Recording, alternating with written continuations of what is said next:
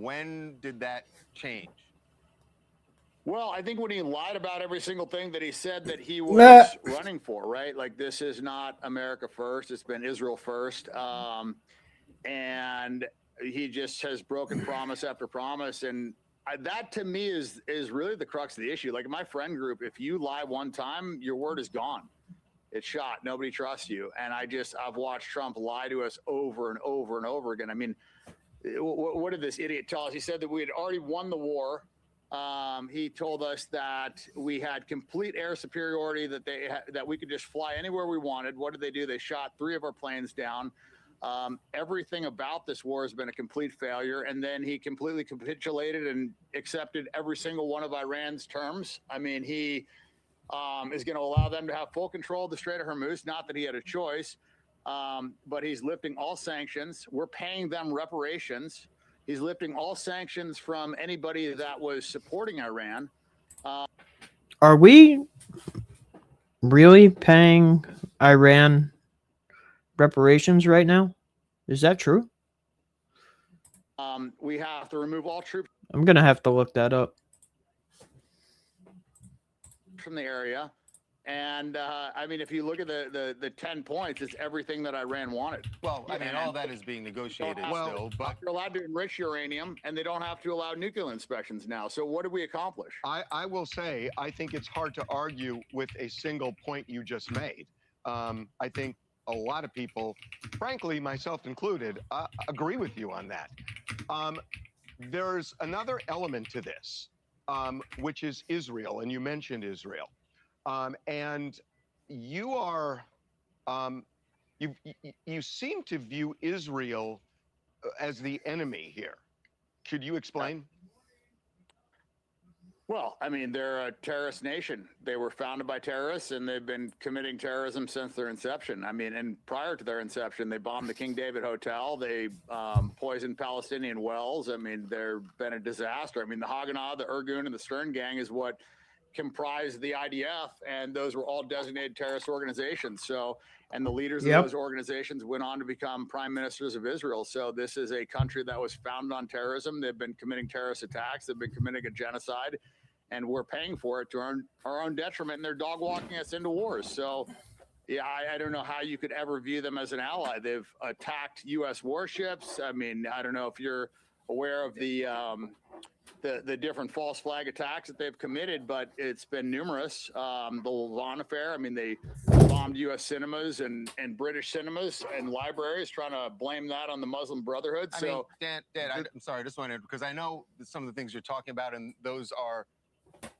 theories that are out there that are not proven. This is not debated. Look, there's I don't want to spend the time kind of getting into that, because believe me, there's a big response to what you just said. The bigger thing to me is that you don't seem to have a problem with Israel, just Israel. You seem to have a problem with Jews. Well, I mean, that's a ethnocentric state, and you know, it's being run by Jews. Well, let's hold on. Let's talk about the Jews in the United States, not in Israel. Okay. You so called Randy Fine. You called your opponent this fat Jew. So he's not from Israel, but you called a guy in Florida this fat Jew. How is that not anti-Semitic? Well, he's a Jewish supremacist, and he puts Israel before America, and I think that he should be tried for treason. This fat Jew is anti-Semitic. Yes, Dan.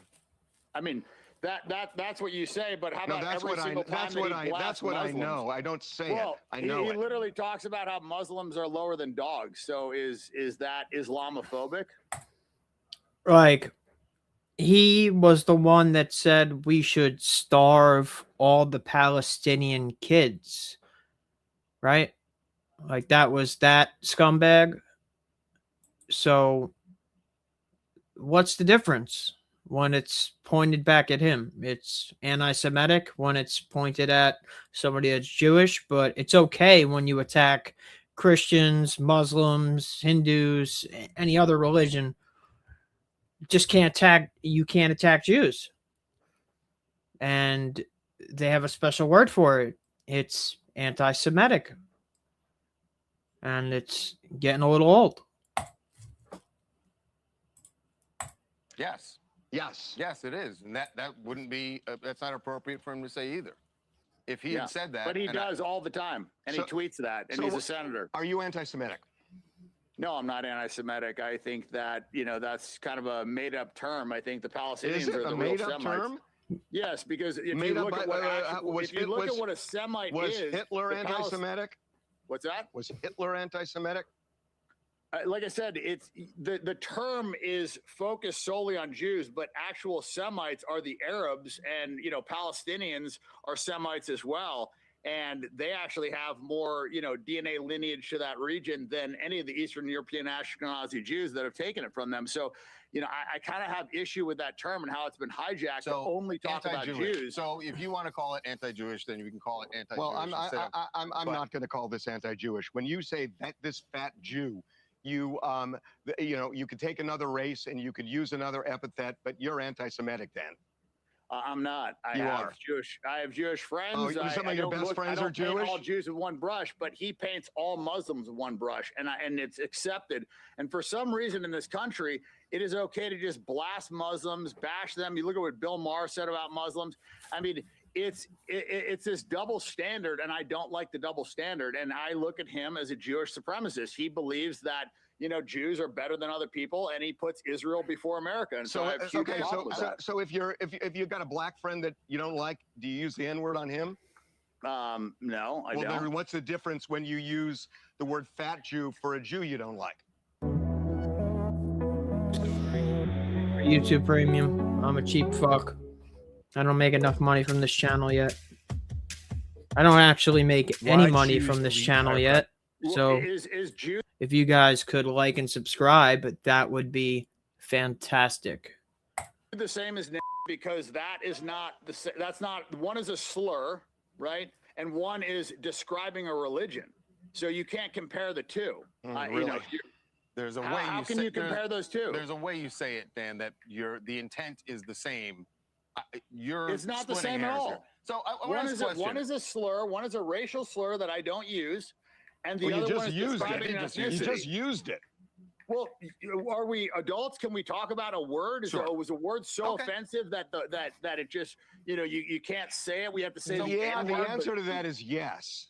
So I want to ask a question. People are too sensitive. Dan, I know you. I mean, people are sensitive, but if you're really going to run for Congress, you're going to face these questions on the campaign trail. You're going to face it in debates.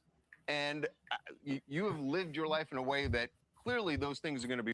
I hate to tell these guys at TMZ, but the amount of people that feel the same way that Dan Bilzerian feels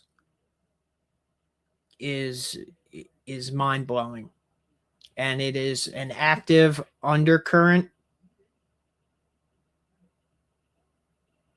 that is sweeping underneath the MAGA movement. You guys remember when there was the silent vote in MAGA, and everybody was afraid to say that they were a Trump supporter, and Trump won the election, and then everybody came out and was like, yeah, I was a Trump supporter the whole time. That is what's going on right now in the world of APAC, Charlie Kirk, TPUSA, Zionism, evangelicalism. Everybody's tired of it. And I don't think they realize how much the pendulum is going to swing the other way during the midterms.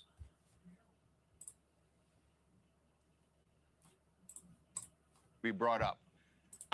As we're talking to you, I realize you have lots of money, and that spending it on this campaign, it may be fine for you. I'm just curious that you're running in Florida as a Republican, and you are anti-Trump, and clearly I'll say anti-Jewish, because you don't like the term anti-Semite, but you're clearly anti-Jewish, anti-Trump, running in Florida as a Republican. It doesn't add up like you really have a chance to win this. Why would you throw yourself into this race with all that against you? So I don't like racism. I don't like supremacist mindset. And I think that's exactly what you have with Randy Fine. And I am against everything that he stands for. I don't like putting a foreign nation before America. Look, I don't want to be a congressman. I don't want to be in government. I want to be free diving on a beach.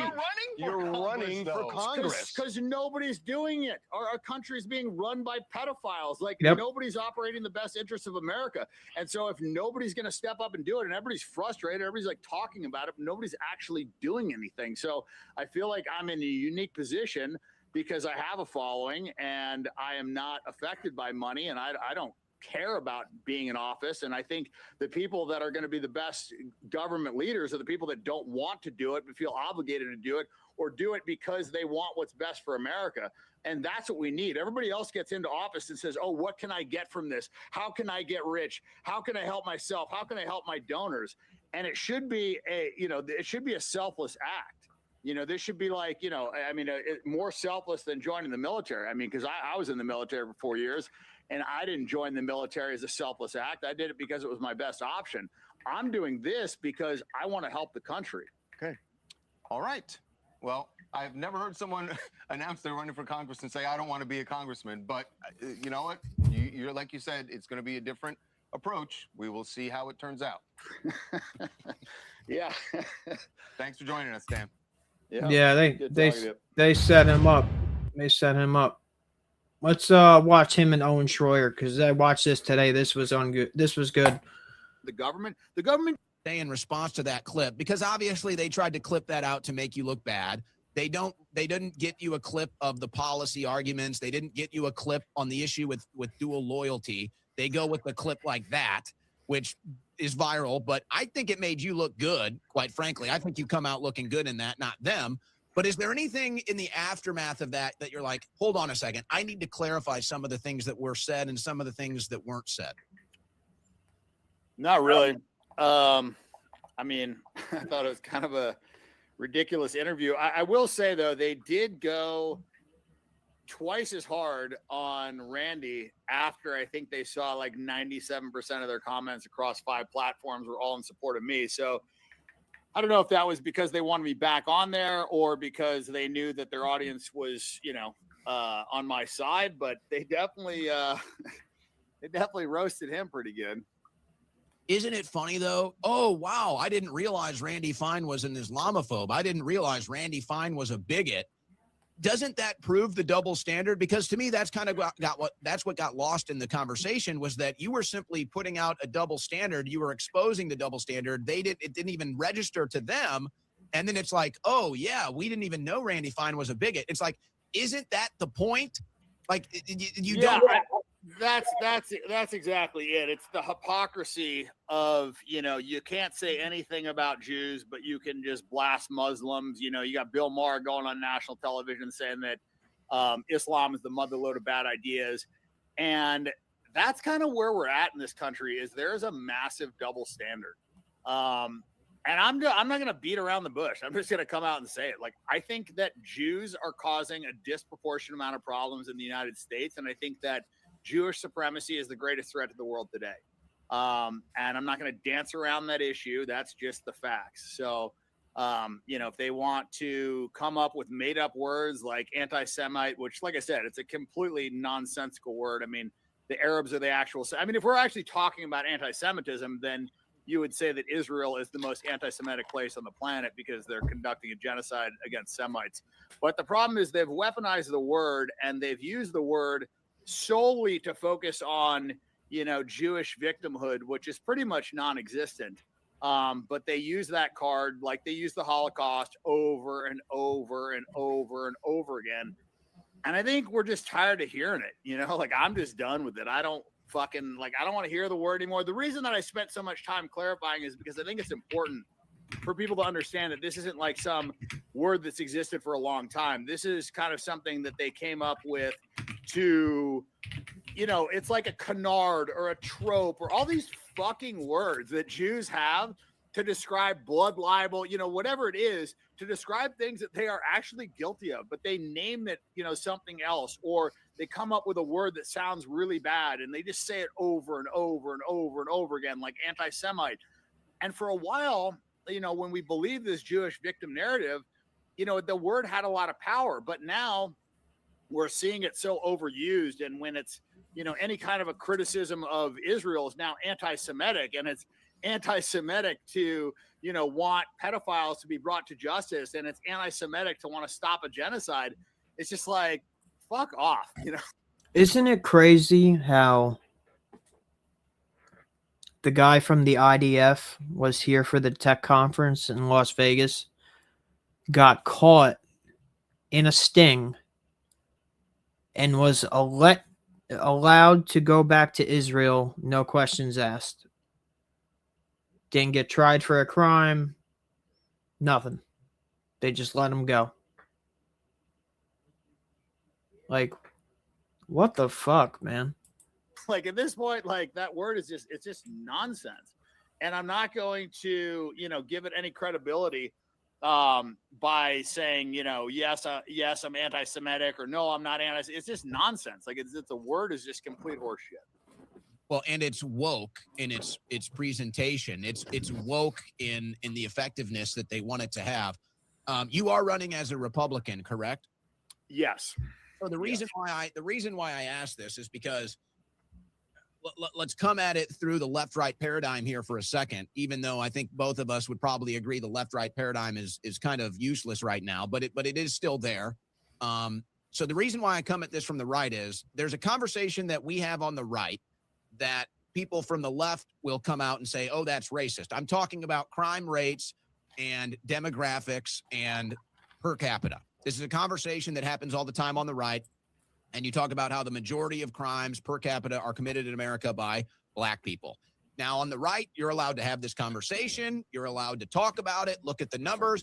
And if a liberal Democrat comes out and says, oh, that's racist, you say, now, hold on a second. These are facts. These are factual things that we're talking about here.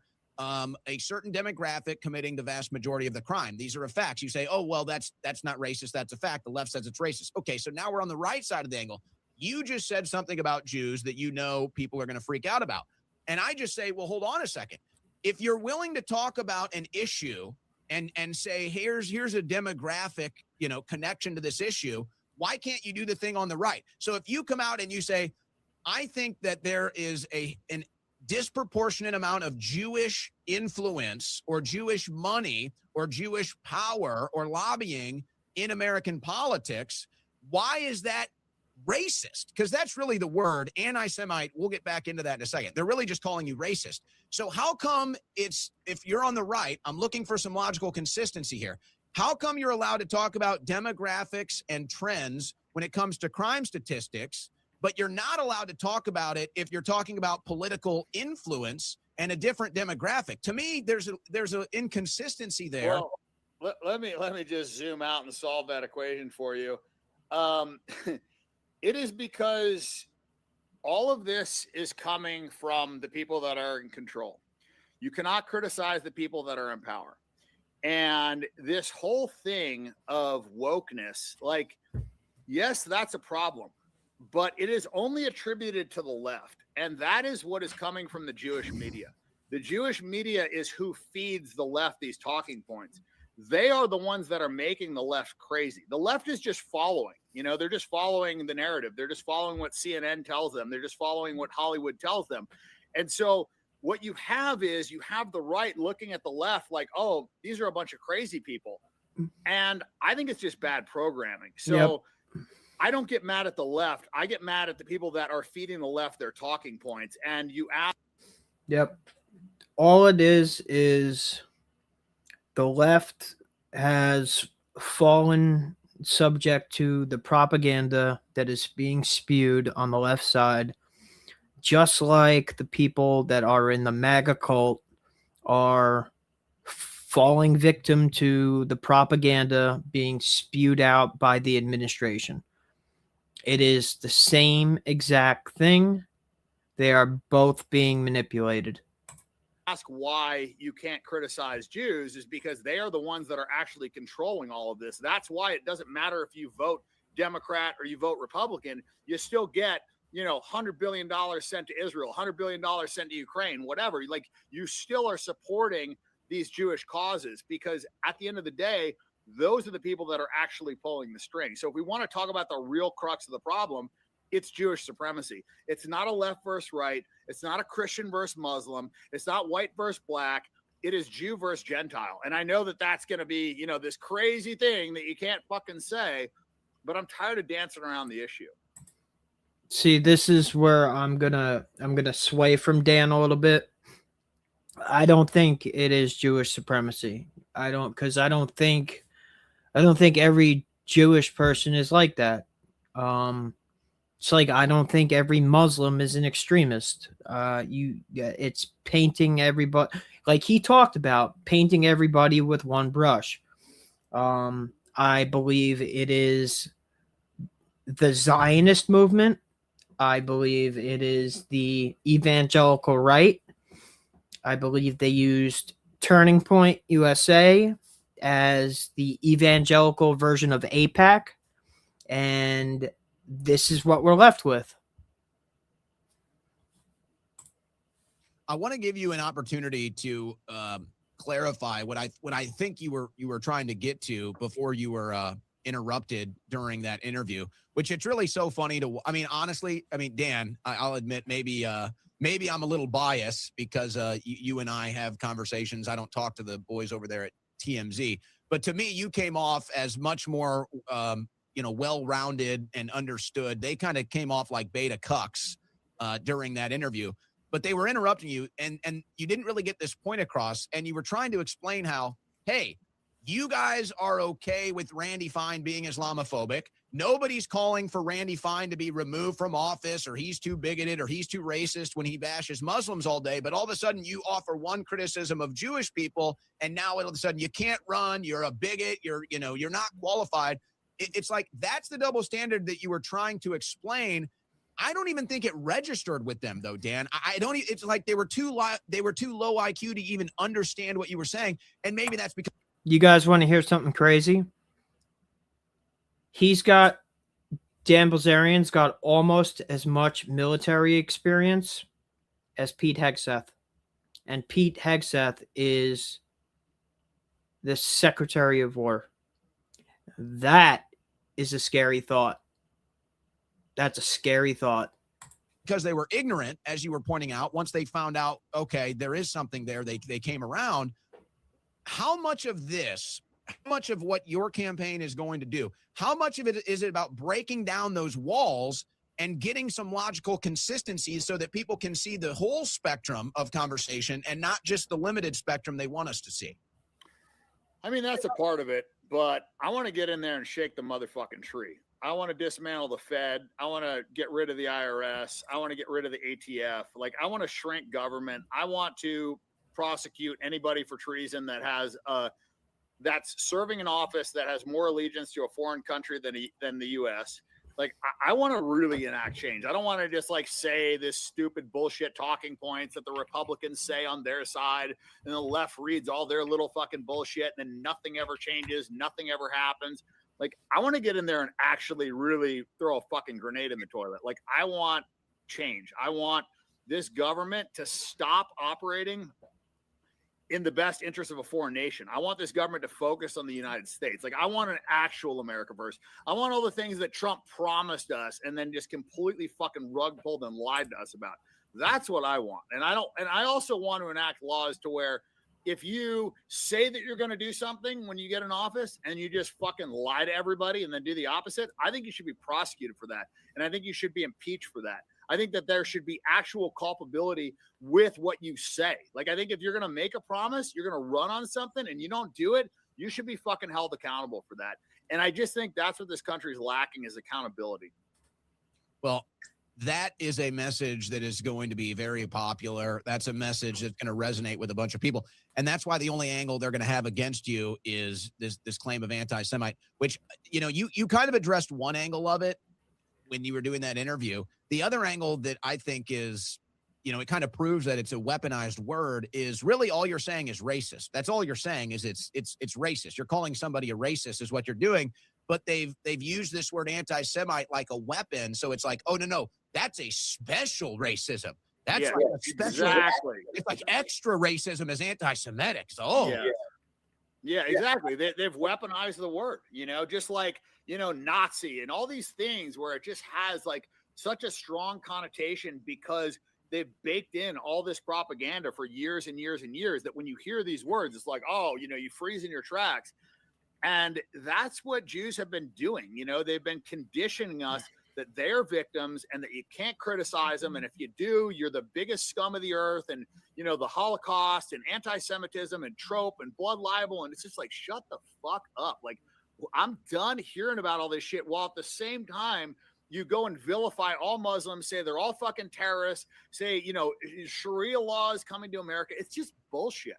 It's just absolute bullshit. The greatest threat to America is Jewish supremacy, and it's not fucking Islamification. There's less than 1% of America's Muslim. They're the least thing that we should be worried about.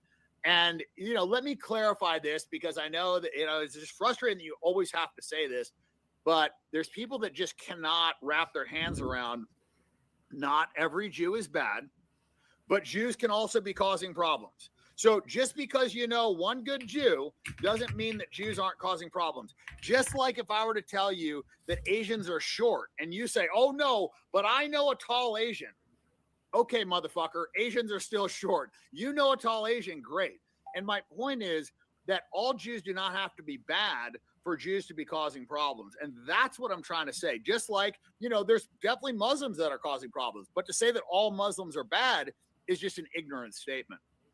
Well, that's why I use the juxtaposition when it comes to commentary on the right about, crime rates or demographics or specifically, let's say, issues in Black America's culture. The right has no problem discussing these things as an issue and talking about race, but it's like, oh, you're not allowed to do that about a different race or about a different religion than Islam. And so that to me is the double standard that needs to be broken down here. And I think that I think it's happening, Dan. It's really just a matter of getting it to the mainstream, obviously, where it's been rejected. Well, let's talk about that for a second. What is the ultimate purpose of that? What is the ultimate purpose of saying, if a cop kills a Black guy, it's racism? If, something happens to a Jew, it's anti-Semitism. But then if something happens to a white person, whatever, you stab this poor innocent Ukrainian girl on the subway. Nobody helps her. Nobody gives a fuck. This guy's going to get off, But if that was a Black girl, if that was a Jewish person, it would be hands across America, would be posting black squares, would be going crazy, would be burning down fucking police stations. So what actually is this? I'll explain it. It's very simple. It's an attack on whites. That's what it is, plain and simple. And that's coming from the Jewish community. And you see it over and over when they say kill a white person today, or they tweet some crazy vile thing against whites. And then 20 tweets later, it's like, oh, I'm not white, I'm Jewish. How many times have we seen that? And so like you look at where all this white hate is coming from, who's pushing all the NGOs that are funding open borders? Who's pushing this melting pot idea? All of that is basically an attack on whites. It's not an attack on Blacks. It's not an attack on Jews. Who does that ultimately hurt? Who does DEI hurt? All these things are focused to basically undermine white people.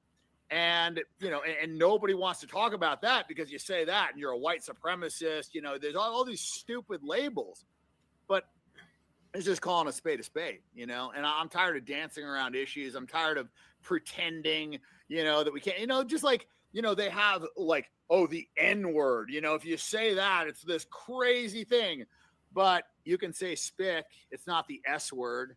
You can say cracker. It's not the C word. What they do is they create this like this victim narrative that they show, oh well, Blacks are perpetual victims and Jews are victims, so if they're a part of a victim category, all of a sudden they get special treatment. You can't talk about them, you can't criticize them. They don't give a fuck about Black people. They just use Blacks so that they can also inherit all those victim category rights. And the funny thing is, the whole thing of like one of the reasons why I think blacks, are kind of being violent against whites is because of this whole like slave narrative that's been pushed and pushed and pushed. The funny thing is, when you actually dive into it, you realize that Jews were disproportionately responsible for the slave trade. And they shut the slave trade down on all Jewish holidays because not enough people would show up, to the auction. So, Malcolm X talked about this. It's one of these things where you have to really question things that they tell you cannot talk about. It was hilarious in that interview, and you called them out on this, and they quickly, I think, backed down because they realized how ridiculous it was, and then they went on to. I'm sure you heard the shock.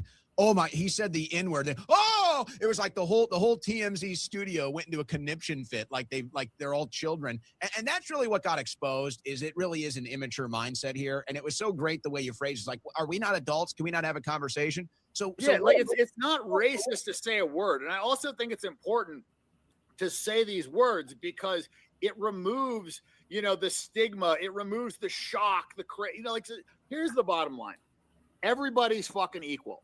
Nobody's better than anybody else. And if you actually want to end racism, which they don't, by the way, they don't want to end racism, but if they actually wanted to end racism, they would accept the fact that everybody's equal.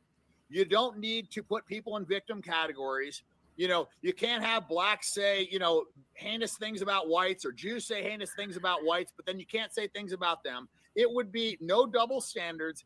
Everybody's equal. That's the only thing that works. When you try and say, oh, well, a black guy can say nigga, but a white guy can't, or if you say the hard R, it's just all these nonsensical things. Like, just shut the fuck up. It's words. Like, when I grew up, if there was a word that could trigger you, that could get under your skin, everybody would fucking say it to you. And that went for my high school. That went for the military. I don't give a fuck what race, what religion you were. You better have thick skin. And we've lost that, and now today, everybody's so sensitive and they're so triggered, and a word is just going to get them to fucking fight people. Meanwhile, our fucking politicians are fucking children. We're paying to bomb children's schools, and nobody's focused on that. But if you say a word, people lose their fucking minds. That tells me that there has been propaganda, programming that is not conducive to logical thinking. And that's the problem today, is like everybody is like so ingrained in this propaganda, and you have to think this, and you can't say this, and you can't do this. And it's just fucking bullshit. You need to zoom out and you need to analyze things for yourself. That was what COVID was about. It's like, no, you have to, trust the science, take the jab. If you don't do it, we're going to fire you. We're going to ostracize you. We're going to paint you as a fucking crazy person. You're putting other people in danger. It was all bullshit. And that came from the government. So to me, when people lie to me over and over and over again, I stop trusting them. And I just think there needs to be some real fucking accountability with politicians and with the government. The government should never lie to you. Ever, ever, ever, ever. The government is supposed to serve the people, not fucking manipulate the people. They are there. Politicians are there to serve the country, not to have the country serve them. And that's what we have right now. We've got the people, serving the government. The government is basically taking advantage of the people. People in political office are, they're using the system to get rich at the people's expense. And that shit needs to fucking stop. And it looks like, our guy, Trump, may be the worst offender of it. And if my fucking guy, if logic can't be applied universally, it's not logic, it's propaganda. And that's what you exposed in that conversation. But what was even crazier is when they tried to claim that Jew, they were accusing you. They said that Jew was also a racial slur, which of course that's news to everybody. I didn't know that, but okay. So then they say, oh, Jew is a racial slur. Meanwhile, he's saying Jew this, Jew that. It's Jew all day long. They don't censor any of that. But they did censor one word, Dan. They did bleep one word, and it wasn't Jew. I mean, it's just nonsense. Everybody saw through it. The beauty is that people are awake to this shit, and you see that in the comments. Like, if you look across their 5 platforms, it's like 95% of the comments are on my side, which is probably one of the reasons why they roasted Randy so bad and exposed the double standard. You know, and that gives me hope, right? It gives me hope that people are finally kind of like waking up to what's going on. I just hope that's reflective of most of America. My fear is that the young people know what's going on, but the older people that are actually casting the votes don't. You know, those are the people that are kind of like still plugged into. That's this right here is what I'm hoping Dan changes about politics. He's got over 60 million followers across social media. If he does this right, he can change the way politics is played. 60 million people, and I guarantee you 85% of them are under the age of 45, 40 maybe. And most people may not be as extreme as Dan in his positions, but are leaning that way. And I don't think the politicians in our country really understand how hard the pendulum is going to swing the other way. They had a chance to not fuck it up, and they fucked it up. There's no chance the Republicans are winning the midterms. There's no chance J.D. Vance is getting elected president. You could fucking kiss those ideas. Kiss them goodbye. Kiss them goodbye. It'll never happen, because the Democrats are going to turn out to vote, and AmericaFirst Republicans are not going to vote because there's nobody to vote for. So the Democrats are pretty much going to win by default. To Fox News and still kind of like, you know, buying the propaganda. And so, you know, the real question with this election is going to be, can we mobilize the youth to actually fucking do something, to stop being lazy, to get off their fucking TikTok and to go cast some votes and to go actually have a say. And I think my running might change that. I think people like me running, like, Fishback. Marine McGinnis, you know, he's actually running for Senate. He's a great guy. And people like that, I think, might pull out some of these young voters, because, you know, before this, I mean, what was it? It was fucking Hillary, you know, it's Hillary Clinton. It's fucking, you know, it's Biden, it's Trump, it's Kamala Harris. It's like, you never even have a fucking good choice. It's like, what is it, bad or worse, you know? Yeah. But I think if people that are coming into office for the right reasons start running, I think then people will stop being so black-pilled. They'll feel like they can actually do something. Well, I do think that your race is going to be one of a couple in this midterm election cycle that we're going to get an idea of where that's at. And when you talk about the youth vote, I do think, because it's always going to be a numbers game, I think that we're on the cusp. You talk about the generational gap in politics. I do think we're on the cusp. I don't know if it'll be the midterms or 2032, or rather 2028, I guess I should say. I don't know if it'll be the midterms 2026 or the presidential 2028, but one of those two elections, we're going to see what we would normally consider the youth versus the boomer class, let's say.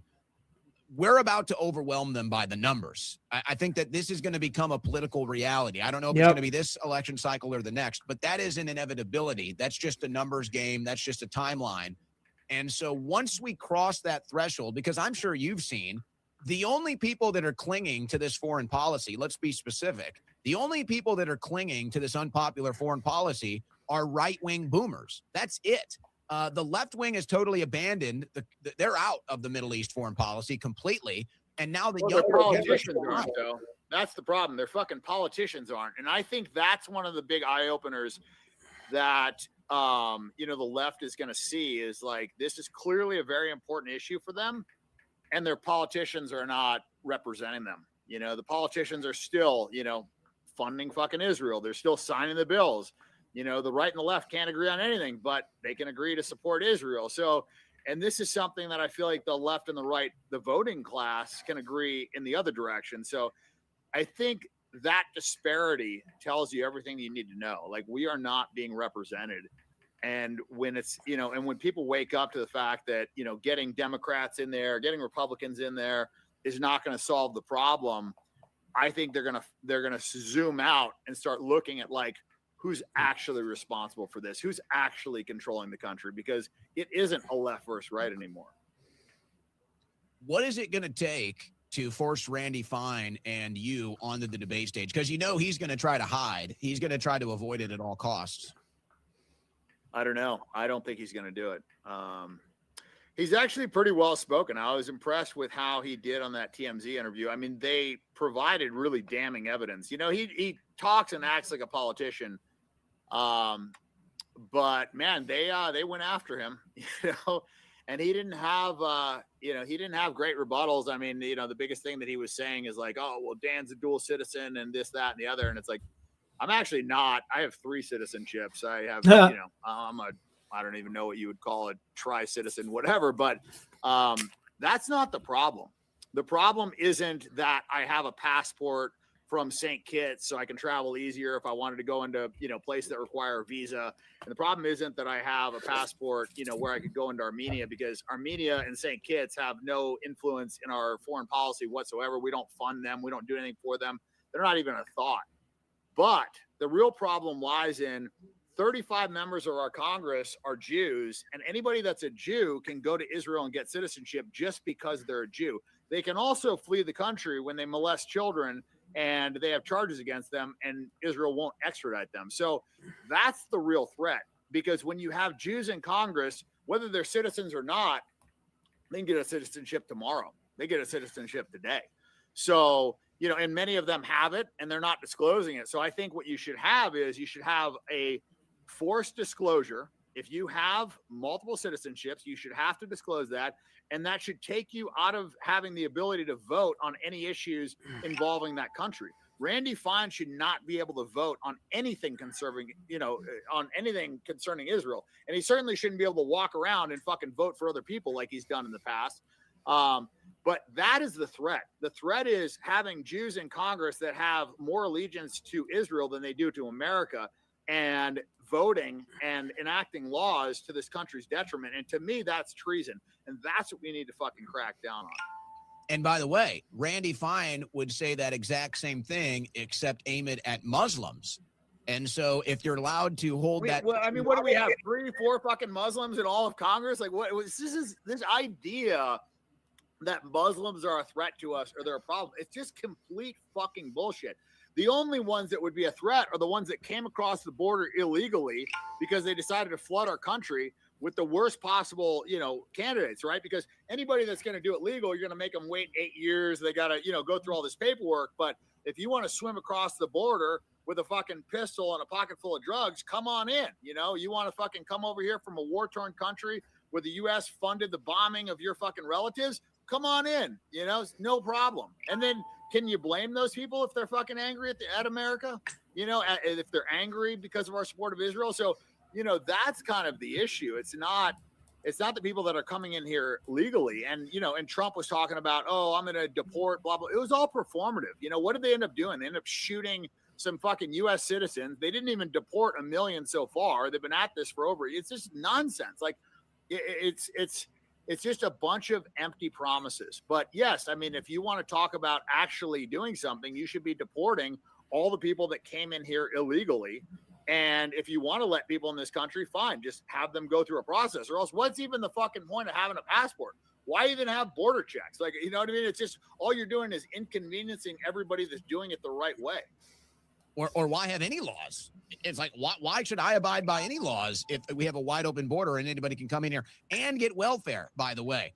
So I'm sure you're gonna see some of this as you get more into the weeds of this race.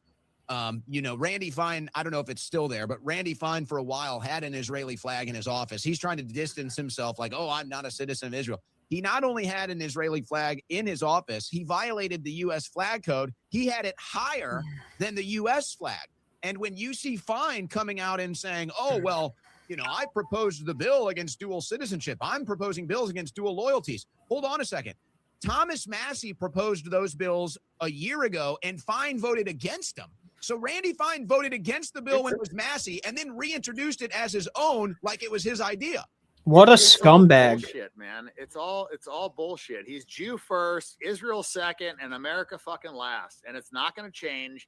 And most of these Jews are like that. You look at all the top neocons. It's like 90-something% of all the neocons are all fucking Jewish. All the people that are pushing us to go into these foreign wars are disproportionately Jewish. Yet the people enlisting in our actual military, they're massively underrepresented. So they want to push, American Christians to go fucking die in foreign wars to benefit Israel. But in the meantime, they're not putting any boots on the ground from Israel, and they're not joining our fucking military either. Did you know the top 5 countries that we fund, Israel's number 1? And did you know out of all 5 of those, 4 of them have sent us troops to help, assist in war efforts? The only one that hasn't is fucking Israel. So how is it that the country that we've given... I want you guys to think about that for a second. The entire global war on terror from September 11th until we pulled out of Afghanistan, Israel never contributed a single ground troop. Not one. And those wars were fought based on Israeli intelligence. So it's funny how that works. They give us bad intelligence. We go do their dirty work for them. There's not many Jewish people in the American army, but I know Jewish people from America that have gone and fought for the IDF. I don't think that should be legal. So, are they really an ally? Like, honestly. Because every one of their actions is adversarial. Every single one. Given the most aid has given us the least amount of support. How does that make sense? The only sense I could even begin to fathom is, one, the reason why our politics get slanted to such a degree is blackmail, right? I mean, there's just blackmail, whether it's Epstein stuff or whether it's financial stuff. But then 2, and I know you're familiar with this. You're a military guy. You understand military tactics. The Israeli military operates totally differently than any other military on earth. And they love to make this claim about they're the most moral. That's extremely debatable, if not outright ridiculous. But as you know, what the Israeli military does differently, and this is why I don't think they join the U.S. military, the American Jews would rather serve in the IDF than they would the American military. That's because what the IDF does is they go and just bomb everything. The first thing they do is a military demolition. We saw it in Gaza. We're seeing it in Lebanon. So they just annihilate everything before they send any boots on the ground. And I guess you could make the argument it's the lowest chance of having any casualties in your military, and I guess maybe that's their argument here. But that's what they do. They don't put their people in harm's way. They're not going boots on the ground. They're not looking for the bad guys and risking their lives. They're going to, here's an apartment building. There's one guy in it. There might be 100 other people. Just bring down the whole building. Screw them. They don't give a shit if there's one guy in there or not. They want to destroy all of Gaza. They have done it. They've destroyed every single working hospital. They've bombed every church. They've bombed like 90-something% of all the schools. This is not a humanitarian effort. They've used human shields, literally strapped Palestinians to the front of their fucking tanks, sent them in when they're clearing buildings, pushed them through the fucking door. They've used human shields by every definition of the word. And in fact, if you look at Haaretz, I mean, they've done multiple articles of this. So they don't even deny it. I would say that they are one of the least moral armies. They have targeted children. I mean, how many doctors have come forward and said that, all these children have been sniped in the head, I was in the military. Like I went through, a bunch of fucking SEAL training. We shot a bunch of guns. Like I went through some sniper training, and there's no version of you looking through a high power scope and not being able to tell whether or not you're shooting a fucking child. Like you don't take a shot until you are 100% sure of what you are shooting and what is behind the shot that you're taking. So this idea that a sniper could accidentally shoot a child is just complete fucking nonsense. Like these guys are looking through 30 power optics. Like they're seeing the fucking, the amount of hairs on that person's face. So when a sniper deliberately shoots a child in the head or in the heart over and over and over and over again, and you've got doctors testifying to this, I think you have a real problem, and I think the problem comes in that they think that they're better than everybody else. They've got a religion of supremacy, and they're trying to remove all the, legitimate Palestinians from that land. They want a greater Israel. They're not, being too shy about it. They've invaded Lebanon. They're trying to take fucking land. These are war crimes. You're not allowed to forcefully take land. We established that, and they don't give a shit. They don't want peace. They just want to take more land, and they're using us as a pawn to accomplish their objectives. And I think everybody's kind of getting wise to this. Yeah, not just getting wise to it, but getting very upset about it, to say the least. And I guess if you were going to want to harvest some organs, the headshot would be the way, Dan. Well, I mean, they've talked about, they have, like the largest skin bank, it's like they talk about, they've, harvested tons of Palestinian organs, their skin, the whole thing, Israelis don't do that. So yeah, I mean, their whole society is a problem. It's sick. I mean, you see what they're doing on the, West Bank, and none of that can be attributed to Hamas. There's no Hamas in the West Bank. Now it's come out that Israel has, been the one funding Hamas. They created it. So it's like, everything they said was bullshit. They allowed October 7th to happen so they could point to that. They killed their own citizens during October 7th to make the numbers higher, and, yeah, it's a very sick society. And here's the hurdle. Here's the hurdle, Dan, and I know you know this, but so people understand if they're hearing this and they're just like floored by it. The hurdle is none of this gets covered in Western media. That's the problem. Many of the things that you've claimed here have been testified by the IDF in front of the Knesset. Many IDF members have come forward and said the exact same things that you've said, and this does get covered in Israeli media. They've got a dual type of media, just like we do with the left-right paradigm. They've got people against Netanyahu, pro-Netanyahu. None of this makes it to our country, Dan. That's the problem. Well, it's starting to on Twitter. You got members of the IDF, coming on record saying that, their commander saw a 4-year-old child playing in the backyard. He went over there, broke his arm, broke his leg, and then stomped him to death in front of the entire unit. And he told them that, you have to kill them young so they don't become terrorists. I mean, like, this was testified by an IDF soldier. This is in their, their publication. This is like their newspaper putting this story out. So it's not like somebody doing a hit job on them. They're reporting from within. And, that kind of goes to my point of like, not every Jew is bad. Like there's clearly, Jews in Israel that are against this and that are actively exposing it. But the problem is the majority of that society is in favor of this. I mean, they set up, they set up observation nests for them to watch the bombing of Gaza. It's it's like predominantly like a very sick society, and they've been operating like cruises. They do like cruises where they go by and they're like, ooh, ah. Yeah, that too. And then, now they're getting a front row seat to it, thankfully. Wow. Compliments of Iran. So, it's I think, and the funny thing is listening to them, kvetch on fucking Twitter about like, oh, this is our life, and we've got, this is how we're in a bomb shelter. It's like these other countries don't have bomb shelters. Lebanon doesn't have bomb shelters. When you're blowing up fucking children over there on the daily, like those people don't even get to hide in bomb shelters. Nope. And they actually expect us to feel bad for them. Meanwhile, the whole world is fucking cheering this on.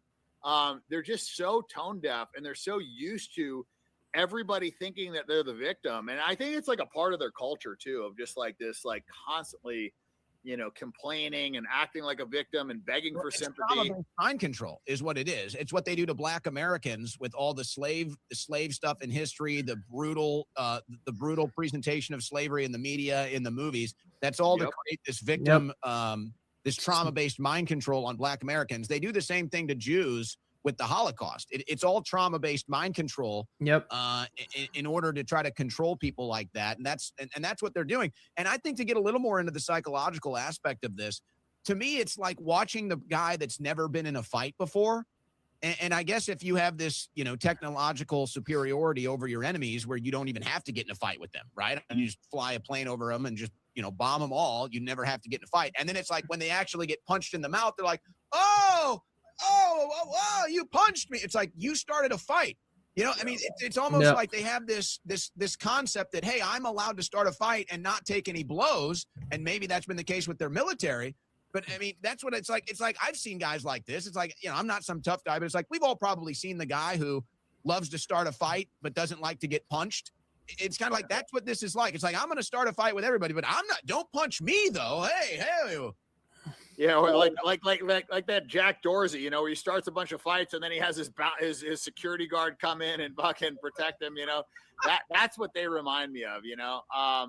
And it's so funny. Like they literally attacked Iran unprovoked and then whined when Iran retaliated. I mean, it's just, I don't know, man. It's all so obvious. It's all so insufferable. And I just feel like everybody's talking about it. Everybody knows what's going on and nobody's fucking doing anything, and I've talked to these other people, like I talked to Candace, I talked to Fuentes, I talked to all these other people. I'm like, why don't you guys run? It's like this whole thing is like all talked out. I don't want to fucking talk about this anymore. Everybody knows what's going on. Like now let's actually fucking do something about it. And it doesn't seem like anybody wants to actually do anything. And I don't know, it's weird for me. Like I haven't been into politics my whole life. I mean, this has been a more recent thing, and it's crazy. The more I uncover, the more I realize like how fucked up it is and how, deep the rabbit hole goes. I really hope that by Dan doing what he's doing, it breaks the dam open and it gives some real Americans that want to put America first the courage to run for office, because I cannot underestimate the reach of Dan's platform and how many followers he has across social media. I truly hope that this will break the dam wide open between him and Fishback, Massey, Marjorie Taylor Greene. I think people are really waking up to how much of a charade the government really is. And I think it's going to get to the point where people are just done. People are just done. Fuck you, I'm not paying my taxes. What are you going to do if every American decided to not pay their taxes? You going to go after all of them? Are you? How's that going to work out? Because that's the kind of shit that's coming. Because that is how fed up people are. And I guess for me, what's shocking is that there's other people that know a ton about this and they're just not doing anything. Like, even if you don't win, so fucking what? Yeah. Like try. Like, I think that if we got enough people, I mean, look, New York is like what, 20% Jewish or something? I mean, it's like a crazy amount, and they elected Mandani, you know what I mean? Well, vote Democrat. Most American Jews vote Democrat, especially in New York. So yeah, but I mean, he's a guy that, was clearly anti-Israel and whatever, and he still got elected, right? And I think that's one of the reasons why he did get elected. I agree. Well, I think we're about to find that out in the midterms, definitely on the Democrat side. I don't know about the Republicans yet. Maybe you're definitely going to be one of the best test cases. And I'll just say this to kind of push back on that a little bit, maybe play devil's advocate. The reason why this would be my mindset, it's like if you were gonna apply that pressure to me, and let's say it's fair, it's like, hey, Shroyer, you've been doing this, you've been talking for 15 years, why don't you run? I guess I would say I don't think the environment was right. I feel like we kind of had to cultivate this environment where you could run and maybe get a chance at winning instead of just running into a wall.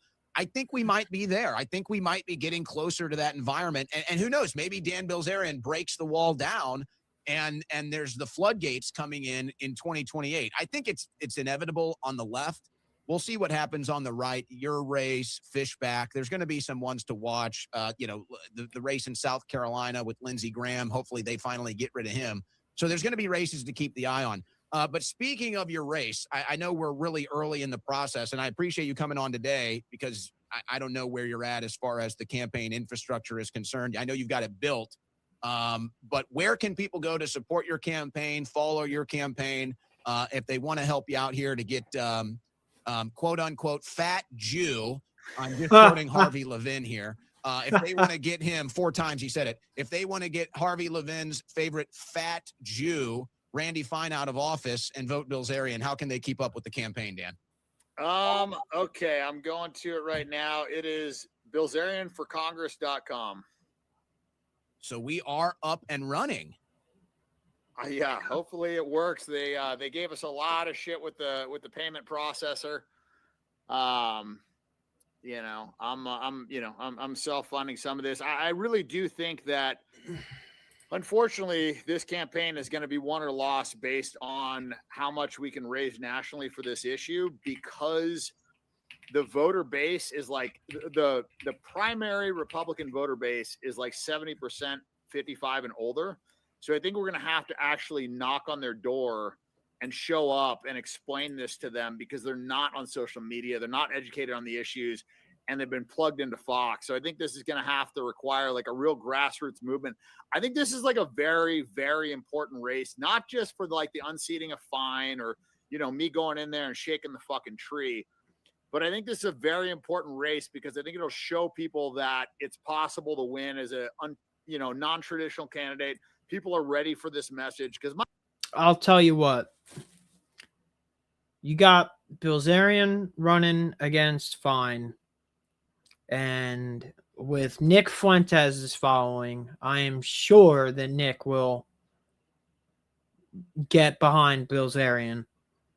And with the amount of groypers that there are, I don't think Randy Fine wins. I think between the two of these guys, the youth is going to turn out in that district probably 10-1. And Bilzerian's going to get elected. That is my prediction. I think the demographics under 40 have had enough. We don't want anything to do with this war in Iran. We don't want to continue funding Ukraine. We don't want to continue funding Israel. We don't want to continue funding the Taliban, which we still do. I think we've all had enough. So my message is pretty fucking aggressive. And I'm not going to tone it down. And, if I'm doing this for the people, right? Like, I don't want to be in Congress. I don't want to fucking, move to Florida and wear a suit and do all this shit. But like, I feel like I have to. yeah, I feel like if I don't do it, nobody's going to do it. And we need people in office that actually give a shit about our country and are not bribable, not corruptible, and, are willing to die on this fucking hill, to be honest. Because, when I started talking about this shit was, 2.5 years ago, this was like a death sentence. They were fucking ruining people, killing people, whatever, for saying this. And I think because we kicked the fucking door in so hard, I think now other people are feeling more comfortable talking about this. Because you got to understand, when I did Piers, I did that like over 2 years ago. They waited a while to air that episode. But what I couldn't believe was how positive the comments were back then. Because back then I was like, fuck, man, this is unwinnable. Like, I don't think people understand. I don't think people, I don't think enough people are aware for us to have a chance. That was my feeling back then. Now I'm like, holy fuck, everybody knows, but we can't do anything. And so that's why I feel like if we, and I honestly feel like we have a short leash, like we have a very short timeline for this. I think if we don't take control of our government in the next 2 years, I really think we're fucked. Yep. Like, and I'm not just saying that, like, I really think we're fucked. Like, I think Palantir is, fully in place. I think they're monitoring everything. I think that they stop any kind of resistance before it even is considered. I think anybody that could be a potential leader, they squish, smear, whatever. Yep. I'm waiting for the fucking smear campaign to come out against me. Who knows? It's bound to happen, right? And you've seen it historically. So I think that, this is very important to do, because I think by 2028, if we don't get somebody in office, and I mean not just like some congressmen and senators, I mean we need a president that's going to really change things. I think it'll be too late. That's my honest opinion. BilzerianForCongress.com. There is the homepage right there, and the donate link, and then all of the socials that you can follow Dan on. Well, Dan, I think that you're obviously running for the right reasons. And the one thing that you say that I think resonates with many people, which is we need some. This has to be a labor of necessity. This has to be a labor of survival, not a labor of, hey, I'm trying to get famous or rich or grow my profile. You certainly don't need any of that. For you, this is an existential crisis our country is in, and you're stepping up and you're running for Congress, even though the slings and arrows are going to come after you. So I think you've said it all, Dan, but if there's any closing statements you want to make before we let you go, have at it. I'm all good, brother. I appreciate the time and the conversation. This was good. I think it'll help wake people up to the real problem. Well, no doubt about it. And the name recognition of Dan Bilzerian, the popularity, is going to give you something that Randy Fine certainly doesn't have. Yep. And so it'll be interesting to watch. I know you're not going to hold back. That's not the Bilzerian way. You're going to get the unfiltered, that's for sure. It'll be interesting at a minimum. And I'm definitely looking forward to the different sort of campaign techniques, let's say, that you use against Randy Fine, because there's all kinds of ammo there. I mean, I don't think the guy's going to be hitting the gym anytime soon. So, that's going to be a fun one. Yeah, he's very hateable. He's very hateable. All right, Dan. Great stuff. Good catching up. Cool, man. Good talking to you, brother. BilzerianForCongress.com. I'll tell you what, I think that Bilzerian running for Congress is going to break open the floodgates.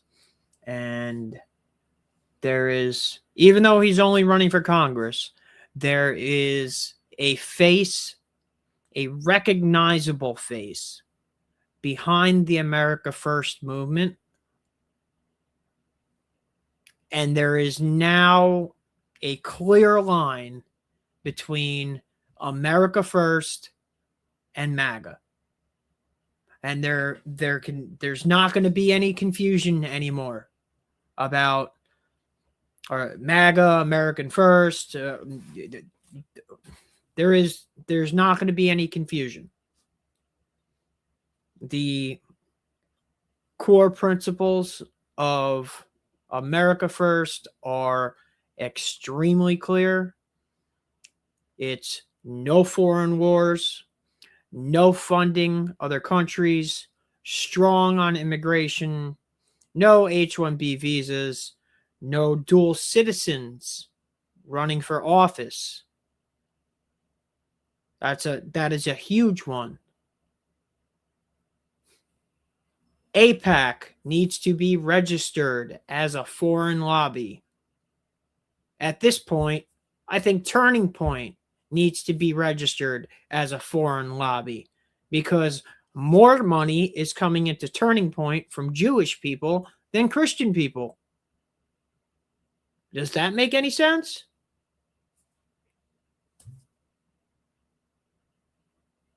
So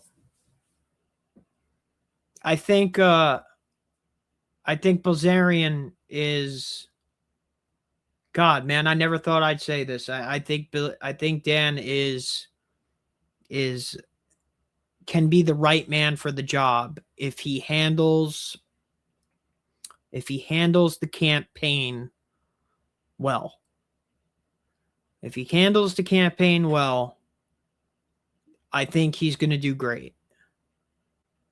I think the Groypers are going to get behind him 100%. I think his social media reach is insane. And I think that the youth in this country has had enough of the pro-Israel agenda, and they are going to turn out in District 6 to watch that fat fuck Randy Fine get his ass kicked by Dan. And at that point, that sends a message. It sends a message to the GOP. It sends a message to the Democrats. It sends a message to the entire political class in this country that America First is done fucking around. And if we have to take over the Republican Party from the inside, that's what we're going to do. There's no way that we could win as a third party, maybe get 1 or 2 elections, but the states make it so hard to get on ballots that it's not even worth it. We just need enough like-minded people to run as Republicans and take over the party from the inside. And Bilzerian is a prime example of that. He is a prime example of that.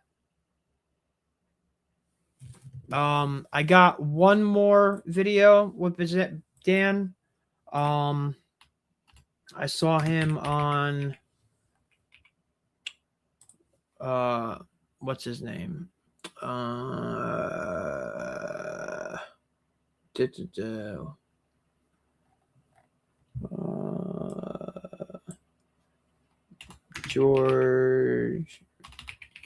George Galloway. There it is.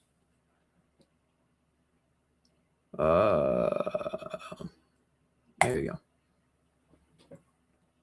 This one's good too. Dan, he's the man. He's the man that's got everything. Super successful entrepreneur with a following of millions and millions of people across social media and a U.S. veteran. You might well ask, why would he want to go to Washington, D.C. and be a congressman? Well, I think the answer, we'll get it from him right now. I think the answer is he wants to do the whole world a service by getting rid of the most loathsome reptile ever to slither across the floor of the Capitol, a man by the name of Randy Fine. Dan, I've got to ask you, what's in it for you? There you are. You are all the things I've just described you as well as being a magnificent figure of a man compared to Randy Fine. It's going to be quite a mismatch. Not since Marciano fought Don Cockell has there been a mismatch like this. What's in it for you? Why are you doing it? It's a hell of a buildup. I appreciate that. There's not much in it for me. To me, this is a bit of a selfless act. You know, it's just something that I feel needs to be done, and it doesn't seem like anybody's stepping up to do it. And I feel like there's a lot of frustration in America right now, and there's not many people taking action. There's a ton of people talking about it now. Finally, it was kind of a taboo subject, but nobody's actually doing anything. So that's why I feel obligated to do it. Have you met him yet? Has he dared to face you in public yet? No, I have not met him at all. I've not. I've just seen his tweets and his, repulsive rhetoric. That's about it. Just give us a flavor of that repulsive rhetoric. I know it well, but some in the audience might not. What's your beef with him? Well, I mean, he's just dehumanized the Palestinians. He, dehumanizes Muslims. I mean, I think that's something that we've seen in America a lot from the Jewish community, is just a total dehumanization of the Muslim population. You see Bill Maher talk about Islam as the motherlode of bad ideas. And then the moment you criticize Judaism in any way, or a Jew or Israel, you're anti-Semitic. They label you all these things, but they're allowed to just paint a quarter of the globe with one brush. And I don't like the hypocrisy. And I don't view Muslims as the problem. They're a quarter of the globe. They constantly tell us that Sharia law is coming to America and the Islamification of America is, this big threat. And I just don't see it. I mean, obviously in the UK, there's some issues, but I think that comes from bringing in military-age men from war-torn countries that have no allegiance to the land and that they're, impoverished. I don't think that that's a religious issue. I mean, you've got Ethiopians causing, plenty of problems, just like Somalians. One is a Christian nation, one is a Muslim nation. I don't think this is a religious issue at all. I think it's an immigration issue and a poverty issue. So. Well, we'll come to those points in a minute, but it would be fair to say that if any religious group, if any group who call themselves an ethnicity, it's not something I myself accept, has taken over America, it sure ain't Muslims. It's the American Israel Public Affairs Committee that has bought 93 out of 100 U.S. senators. It's the pro-Israel lobby. 93 out of 100 U.S. senators have been bought and paid for by AIPAC. That is a fucking problem.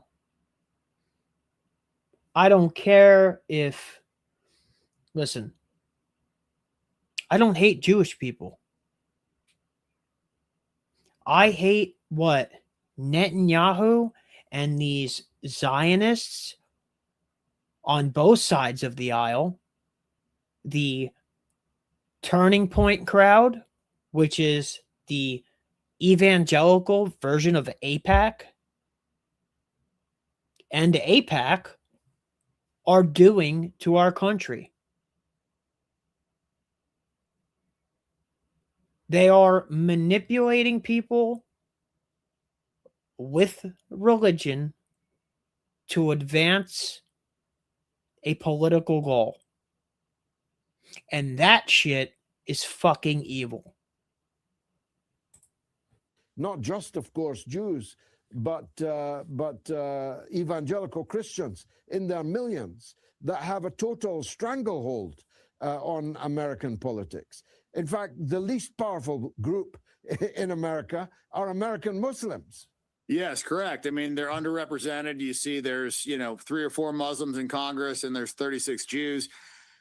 And the problem is not that they're Jews. The problem is that anybody that's Jewish can today or tomorrow immediately get citizenship in Israel and flee there if they molest children or do whatever they want to do.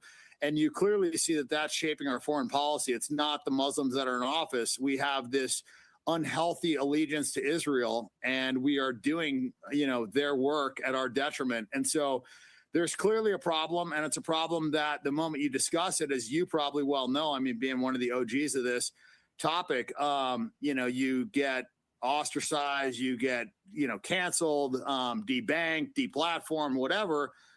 And so it's something that needed to be addressed, and it was something that I felt like a lot of people believed, but nobody wanted to talk about it. So that's why I felt obligated to come forward and, say something. Florida is going to be a tough wicket, though, isn't it?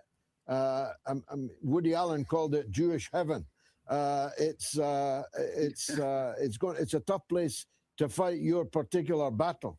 Yes, no, it is. I mean, and it's also District 6 is the people that vote for the primary are 70% 55 and older. So it's going to be a tough demographic. It's a tough race, but I feel like he needs to be unseated. And I feel like I'm probably one of the most likely people to be able to do it. I mean, nobody else is stepping up. Obviously, you know, if Thomas Massey lived there and he wanted to go do it, I'd be cheering him on. I mean, the last thing I want to do is run for Congress or be in government, but somebody, you know, needs to stop this guy. I mean, he's just, you know, to me, I feel like he's a terrorist. I think he should be hanged for treason. Well, either that or dropped out of one of these B-2 bombers. We would make quite a mess when he landed. The situation in Washington is going from bad to worse, isn't it? The Democrats and the Republicans are two cheeks of the same ass. The quality of leadership on offer in both parties is so bad that probably none of the above would be the winning party in a fair election in the United States. How long are they going to continue this farce of two cheeks of the same ass pretending to fight together, but they clap in the same direction? Oh, that's a beautiful description. I've heard the two heads of the same bird, but I much prefer your analogy. I couldn't agree more. I think you see it. I mean, it's like they can't agree on anything except for support of Israel. They can't agree on anything except for the things that the right and the left population agree on. They just agree in the opposite direction, right? Like everybody in America does not want to fund Israel. Everybody in America does not want to be in this Iran war.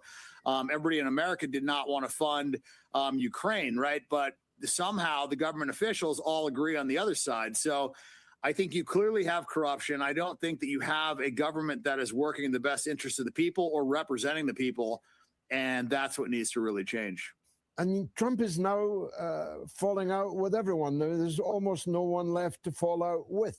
He's fallen out with Meloni today, sharp exchanges across the ocean with the Italian Prime Minister. He's fallen out with the Pope. We've got J.D. Vance, a convert of only 6 years, standing, lecturing the Pope on theological matters. And what the fuck is that? Who does J.D. Vance think he is? I don't give a fuck about you being vice president. If you're a Catholic, you claim to be Catholic, right? And you have the balls to lecture the Pope on what he should or should not weigh in on. You have a serious cognition problem, my man. Serious cognition problem. The white working class bedrock of Donald Trump's MAGA base has not just fallen out of love with him, but is now positively against him by a considerable distance. The progress that he made amongst black voters, Latino voters, Asian voters has gone into reverse. It's hard to see who, other than the Israel zealots, Jewish and Christian, who's still supporting Donald Trump. I totally agree. And I think it's just been a complete farce. He sold out the country. He's lied to us so many times. And then he's attacked everybody. I mean, who hasn't he attacked? To your point, I mean, he's attacked the Pope. He's, posted himself as Jesus Christ. He's attacked all of his initial supporters, Candace Owens, Tucker, Alex, all these people. So, yeah, I feel like his base is disintegrating. It's impossible to defend him. Not that I was a defender of him. In fact, before 2024, I, told people not to vote for him. Not that I was a big fan of Kamala Harris, but I just felt like he was an absolute disaster. And I felt like his base was kind of cult-like and they would blindly follow him a lot further than they would. And he's right. He's right. The MAGA base is a fucking cult. And they will follow him off a cliff if that's what they told him to do. He's playing 8D chess and everybody else is playing checkers. No, the fuck he's not. Every one of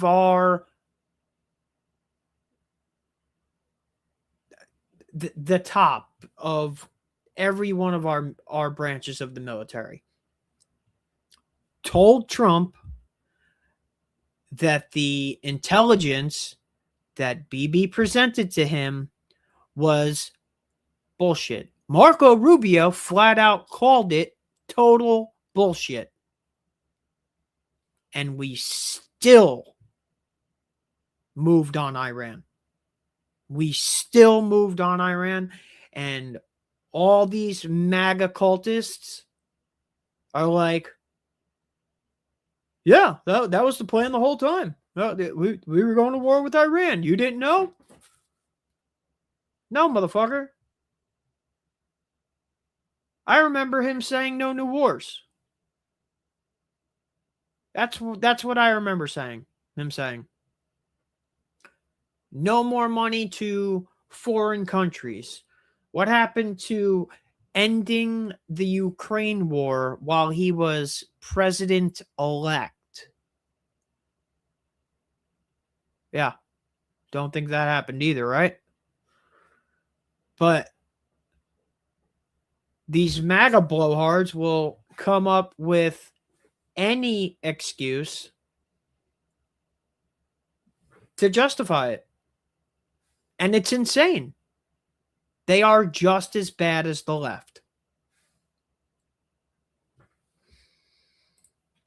Camilla, not saying that we should have elected her. I think she was a dumpster fire as well. But that's kind of the problem, right? Is you just never have a good option, right? We had Biden, Trump, Kamala Harris. You know what I mean? It's just like it's bad to worse every time. And that's really the problem in our country is I feel like nobody gets to that position unless they have some serious control and blackmail over that politician. And you see it because they all do the same thing. To your point, it doesn't matter if they're left. It doesn't matter if they're right. It's just blind support of Israel to the detriment of our country, and it needs to stop. Well, for the first time, we've got a majority of people in America who tell pollsters that they agree with that. I personally never thought that day would come, but it has come now. Unfortunately, a lot of people had to leave their guts on the ground to achieve it. But now a majority of Americans disapprove of the United States' relationship with Israel. And amongst young Jewish people, a majority disapprove of the United States' relationship with Israel. How are you going to avoid this? You can't avoid it. We're all accused of being anti-Semites. Even the Palestinians who are actually Semites, unlike the Ashkenazi Jews who have no connection to the blood of Abraham whatsoever, who converted to Judaism only a few centuries ago. We're all accused of anti-Semitism. But some of us are easier to attack than others. You're one of those. You have strongly made your point, the kind of points you've been making here this evening. They're going to mine everything that you have ever said. How are you going to handle that? Well, I'm not going to apologize for any of it. I stand by everything that I've said. So there will be no doubling back. In fact, there will just be only doubling down. To me, the more I look into this, it's just worse and worse. And I don't look at this as a Zionist problem. I mean, I think Zionists are the problem, but I think it's more of a Jewish supremacy issue. I think it's the fact that their religion believes that they are chosen by God. This is where I will disagree with Dan. And I don't believe it is a Jewish supremacy problem. I believe it is a Zionist problem. I believe they want greater Israel, which is a Zionist idea. And they will do whatever they need to do to get the land that they feel was taken from them, that was promised to them by God. And I don't think it has to do with Jewish supremacy. because there are plenty of Jews that don't believe in Zionism.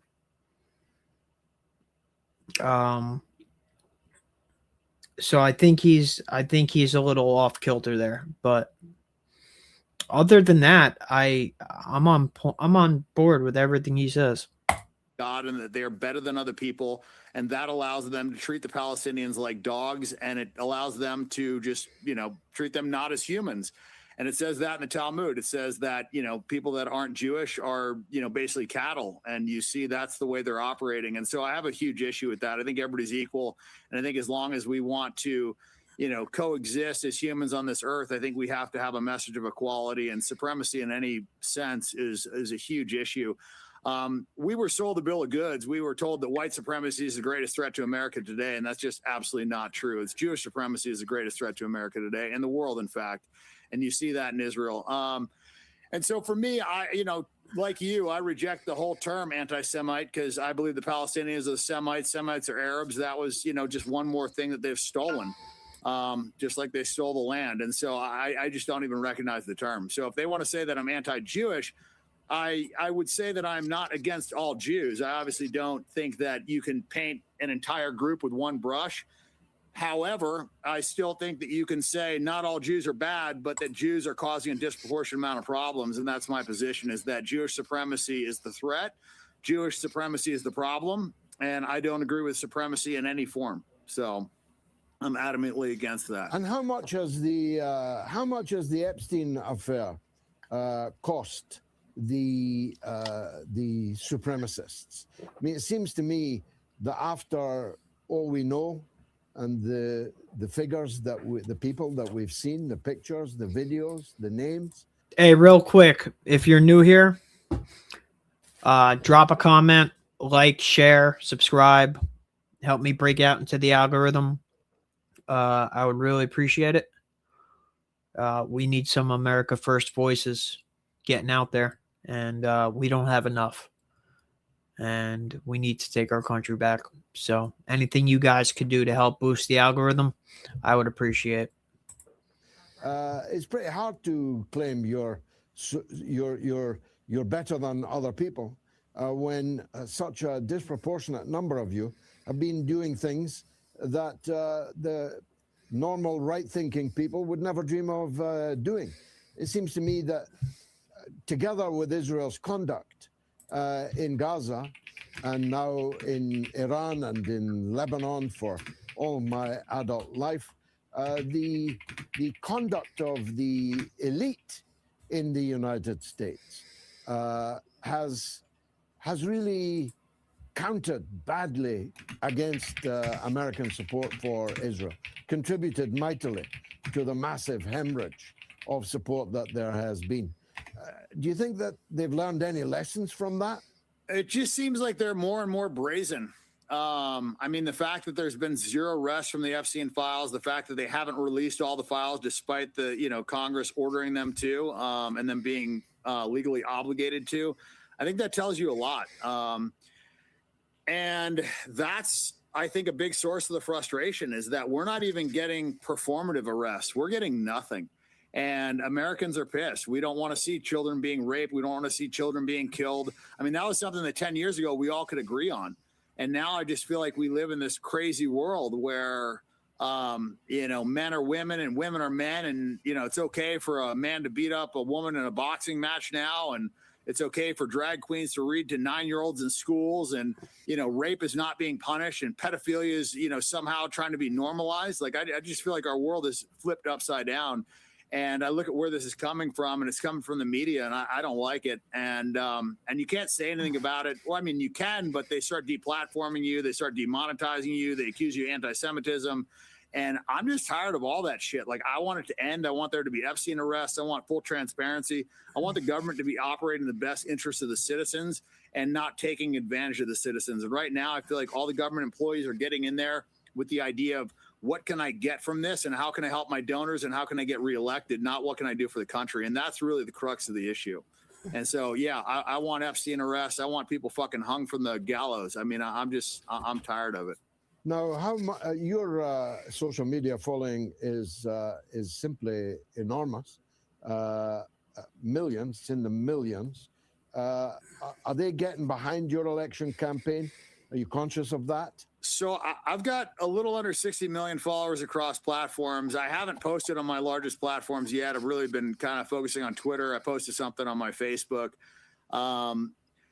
But to me, yeah, I think we're going to win the social media battle. I don't even think it's close. I mean, I did a TMZ interview, and it was basically a hit piece. They were trying to accuse me of anti-Semitism the whole time and coming after me. And I looked at their comments on all 5 platforms, being X, YouTube, Facebook, Twitter, TikTok, all that.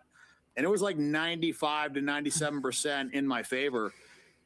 And I think that's pretty telling, because that's traditionally, I would think, a more liberal, female audience, not usually my base. And it seems like they all understand the problem. People care about this. People are tired of this, Palestinian genocide. And it's something that people are willing to protest about. People want to get out of bed and talk about on social media. So hopefully it will piss people off enough where they can, register Republican in my district and send in a ballot and vote for my primary, because that's what it's going to take. I think it's going to take young voters to come out and actually start having their voice heard. And I think this is an issue that's going to piss them off enough to where they might actually do it. Well, whether people agree with your overall politics or not, I think I can say that the vast majority of right-thinking people in the world will be hoping that you give a gigantic boot up the gigantic arse of Mr. Randy Fine. So the very best of luck. Dan Bilzerian, thanks for joining us on the mother of all talk shows. All right, so let's see if I could find him and still him and the Hodge twins and see the dynamic. Oh, this was only 2 days ago. Yeah, let's watch this. Let's see how this goes.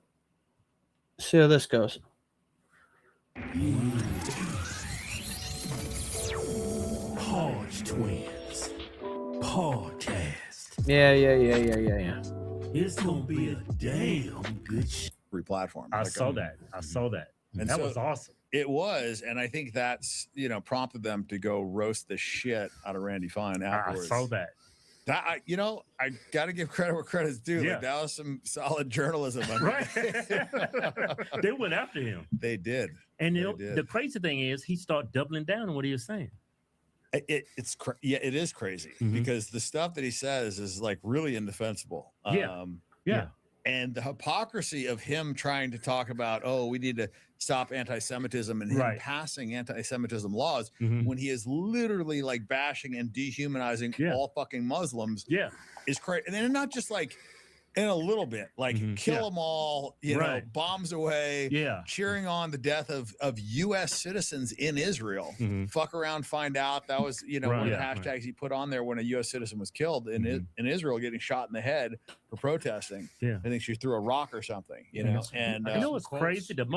He's the most anti-Semitic person in the world, I think. 100%. I mean, Israel is the most anti-Semitic country. I mean, they're just murdering Semites on the regular. Right. You got some texts? You got some tweets? Look, none made the streets of Gaza run red with their blood.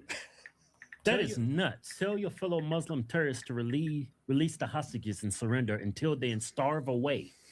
Yeah. Palestinian is just another word for demon. I mean, that's textbook definition of anti-Semitism. Yeah. And he's a congressman, and he's putting this on his, platform as a congressman. So, which, whatever, man, that's, in my opinion, that is still covered under free speech, but you cannot then say, that we need to arrest people in Florida for anti-Semitism. And I believe, according to him, he's he's passed anti-Semitism laws to arrest people for up to 5 years for passing out flyers. Meanwhile, he's saying the most vile shit ever about Muslims. Like, imagine if you said those things about Israelis. Well, just swap Jew for Muslim. and all your posts get fucking, banned. And it's crazy because the Jewish community has hijacked that word because Semitic means people that speak certain languages, right? Yeah, it's a very new word, and it's and like trope and blood libel and all these other words that they have, like there's special little words, right? And then they use Hollywood to really put a serious stigma on that word. Because I remember 5 years ago, you didn't want to. Anti-Semite. Shit. Right, that's it's Hitler. It's anti-Semitism. Yeah, it's like, oh. Nobody wants to be called that. Holocaust, never again. 6 million Jews. The pictures of shoes, and it's like, oh my God. Yeah. And then you start looking at it. Hey, I haven't watched the Hodge twins in quite a while. Does anybody who's watching know what side of the Israel conflict they fall on? Just out of curiosity. And you're like, wait, like what is going on here? Why do these words? If you know, just drop it in the comments for me. That is one of the things that we really need to look at is some of this programming, and I think it's manipulation. 100% it's manipulation. 100%.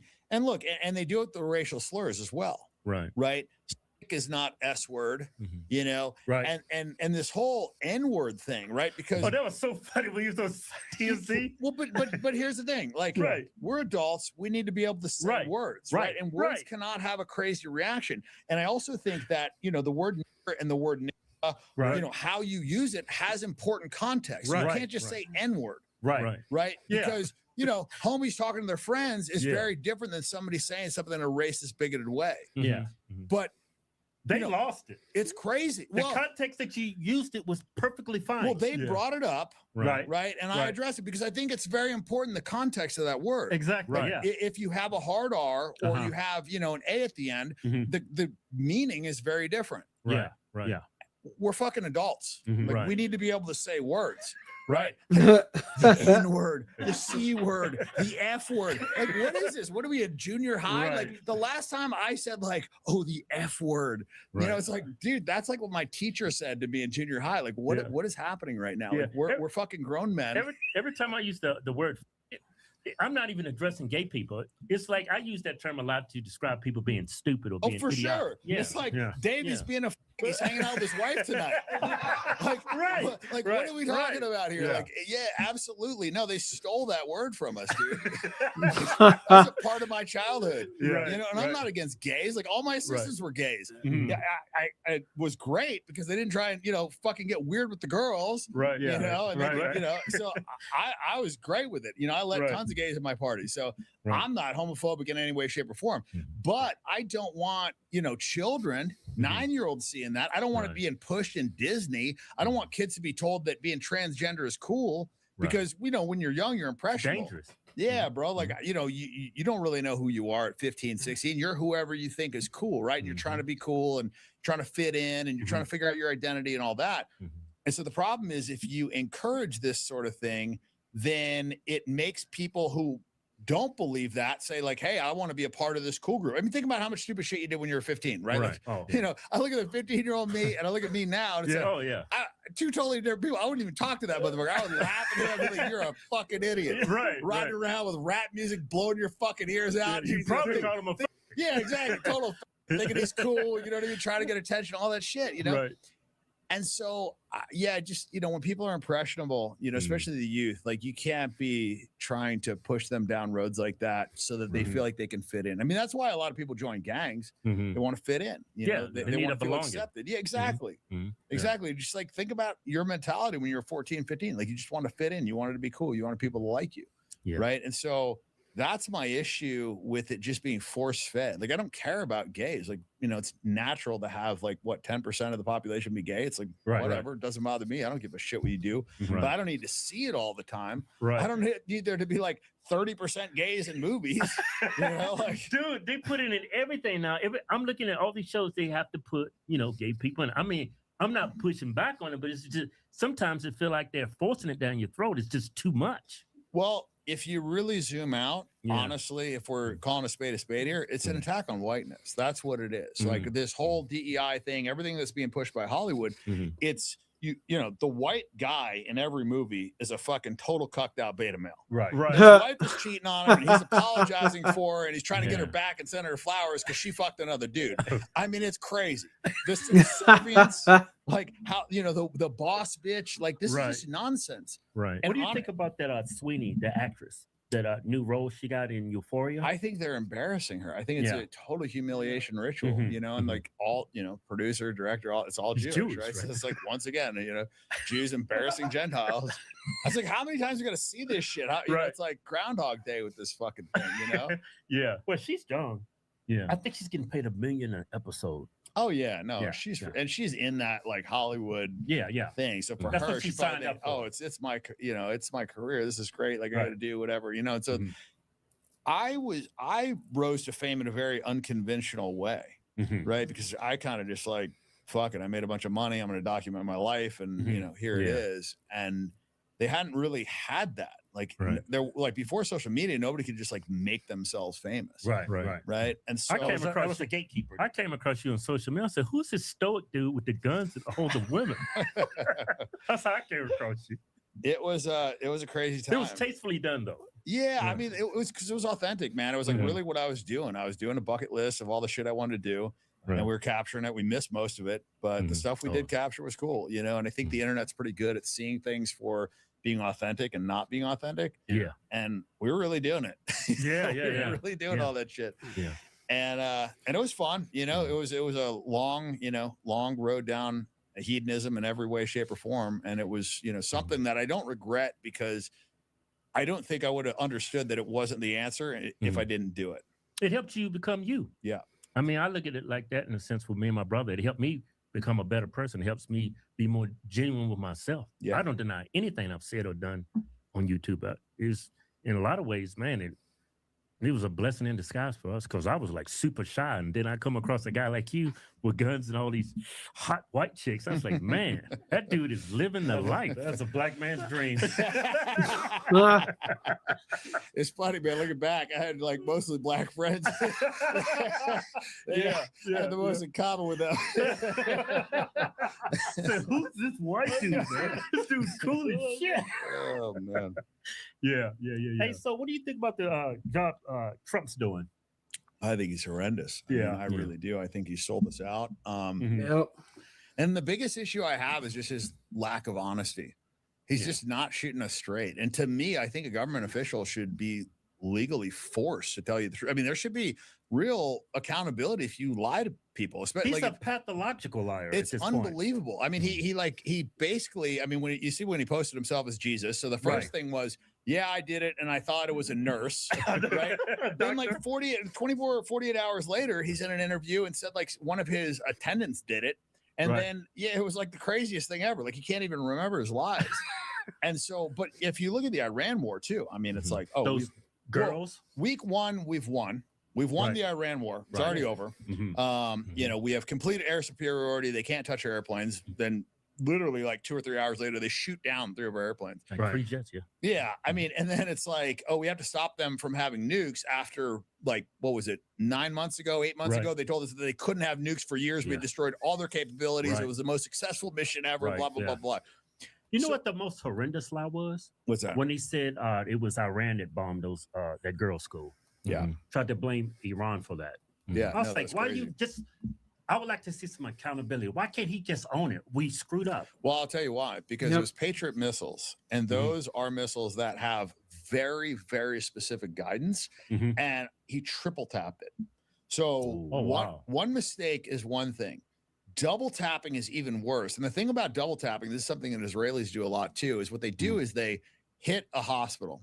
Then they wait for the news crew, the paramedics, the family, whatever, and then they hit it again. And you saw that they have that captured on they got that on the news. It was like literally like they hit a hospital, they had all the paramedics in there, the news crew, you know, filming, whatever, and then they hit it again.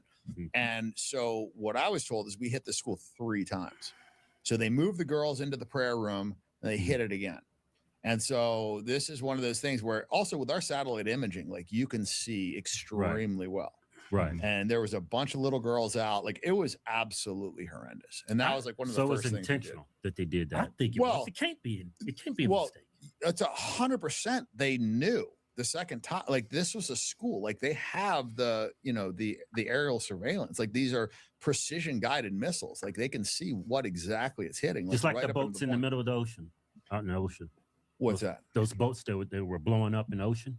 Call it. They said it was transporting drugs. Oh yeah, that was so ridiculous. Yeah. That was so ridiculous. I was believing it at the beginning.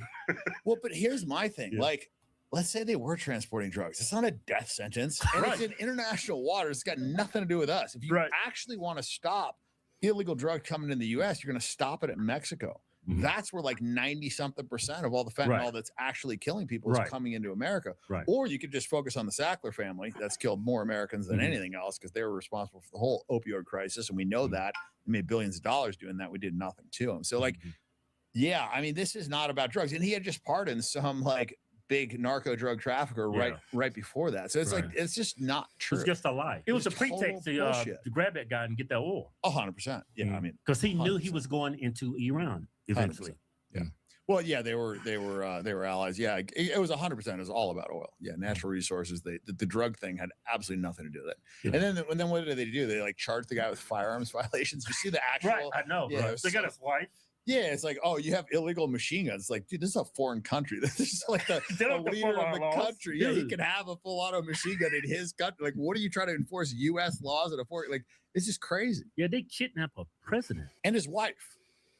Like kidnap the guy's wife. Like, how? Like on what? Like, we just don't look at this through the lens of, what if this happened to us? What if they did that to us? What if they took our president and his wife? Yeah. What if they bombed a U.S. children's school? Right. Like, imagine the outrage if they bombed a U.S. children's school, triple tapped it with precision guided missiles. We would go fucking crazy. It'd be like the new 9/11. Yeah. You know what's crazy? We post about that girls' school. And then I'm reading my comments. People are attacking us for reporting it, so that's a lie. And I said, no, it's been verified at this point, because we posted like 3 or 4 times. And then I see in the comments, our followers, they say, well, I hear Iran is keeping weapons inside of that school. Yeah. They're using it as human shield. That's what Republicans were telling me to justify this nonsense. It's so crazy. I mean, yeah. And you look at what Iran is doing. They're targeting military targets. You know, they're not hitting fucking children's schools and shit like that. And if they finally start, targeting civilians, it's because their civilians have been targeted over and over and over again. So it's like this, and then they were bitching because they were using cluster munitions. Meanwhile, like, Israel's been using white phosphorus for fucking 20 years and cluster munitions. So like, yeah, the hypocrisy is something that you just like, you can't explain your way out of. I mean, the thing is, the Trump supporters at this point, the only people that are like still left on the MAGA train are just so glued to Fox News, and they can't think for themselves. And also this rhetoric of like, oh, the fake news. It's not wrong. Like, the news has been total bullshit, and they have absolutely reported like completely fake things against Trump. But what they've done now is they've created this like echo chamber within the Trump movement where like everything said negative about him is Trump derangement syndrome and this, that, and it's like, or you're a liberal if you say it. And it's like, they created a monster. Yeah, and I'm like the least liberal guy, right? Like, I was actually now supposedly. Yeah, like I was like a Trump supporter initially, but like I actually have a brain and I can think for myself. And I can see when somebody's lying to me. Like, I played poker for a living for 14 fucking years, right? Like, part of that job is determining whether or not somebody's full of shit. Exactly. Yeah. Right. And this guy's just lying to us. Like, he is such a pathological liar at this point. It's just crazy. And so that's my biggest bitch. Like, that really, I mean, other than the fact that he's being just like completely controlled by Israel, and we're getting dog walked into wars that we have absolutely no reason to be in. I mean, like, Iran was not a credible threat in any way, shape, or form. All of our intelligence said that. Joe Kent reported the same thing. Like, 18 different intelligence agencies said they were absolutely no credible threat to the U.S. Gabbard refused to answer that question. Well, of course, because they didn't have intercontinental ballistic missiles. They absolutely did not have nukes. They allowed all nuclear inspection. In fact, they had a fought one 2004 saying that it was against their religion to ever have nukes or use nukes. So they killed the guy that refused to use nukes. What they do, they killed him and his family, and then they put his son in, thinking that's going to be less radical. Let's kill the guy saying he's not going to have nukes. And by the way, the Israel's done this. They killed one of the negotiators that agreed to never have nukes, and then they tried to kill the other negotiator that was trying to have peace. Israel doesn't want peace. No, they don't. And because of that, I mean, our whole justification, according to Trump, was we had to bomb them because Israel was going to. It's like, wait, this is a country that's receiving more foreign aid from us than any other country in the world. And they're telling us what they're going to do. And we don't have a say in that. Right. And also, by the way, the crazy part is of all 5 countries that we've given the most aid, they're number 1.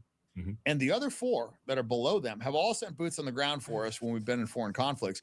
The only one that hasn't is Israel. Right. They literally start a war and then refuse to even send troops to support us. Right. It's fucking crazy. Right. And then Trump, like, we noticed that he's a pathological liar. Like when he came out with that image of him depicted as Jesus, he came out and said it was a doctor. This girl came out. Her name is Riley Gaines. She provided some constructive criticism, of the incident because she's Christian. And most Christians, I mean, you should have some type of constructive criticism for the president for depicting himself as Jesus. He came out and said towards Riley Gaines that I was never a big fan of her. Yeah. Oh, that's what he says about everybody. Yeah. That's crazy. As soon as you criticize him, he's dead. You're dead to him. Well, all of a sudden now you're a piece of shit. You never should have got appointed. Meanwhile, he's the one that appointed Joe Kent. Right. But like, oh, Joe Kent he was soft on this, and he was a shitty guy. It's like, okay, why'd you appoint him, idiot? It's like the moment somebody criticizes you, all of a sudden all these bad things like. So if they don't criticize you, then they're fine, right? Because you have the ability to remove people also. Oh, I see. You mean they can't take a joke? You don't mean the Catholics. You mean the fake news media. Not the Catholics loved it. I had nothing to do with it. Somebody made up a picture of me dressed like the Pope, and they put it out on the internet. I did post it, and I thought it was me as a doctor. That's not me that did it. I have no idea where it came from. Maybe it was AI. But I know nothing about it.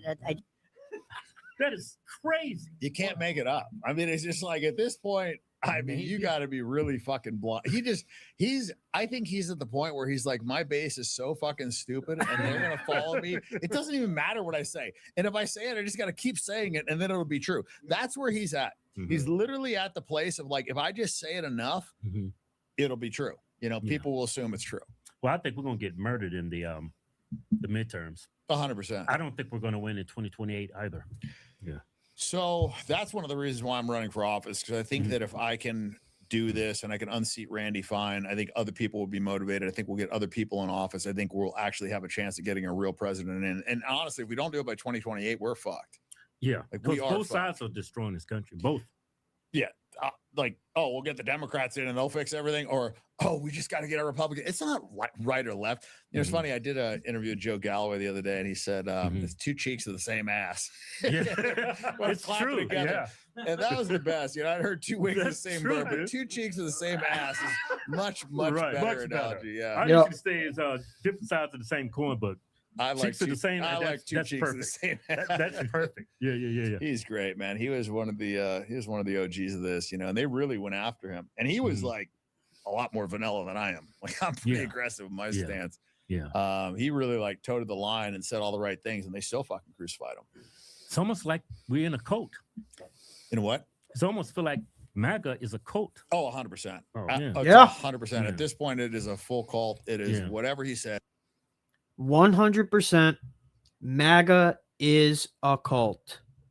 They will follow him off a cliff, onto a train track,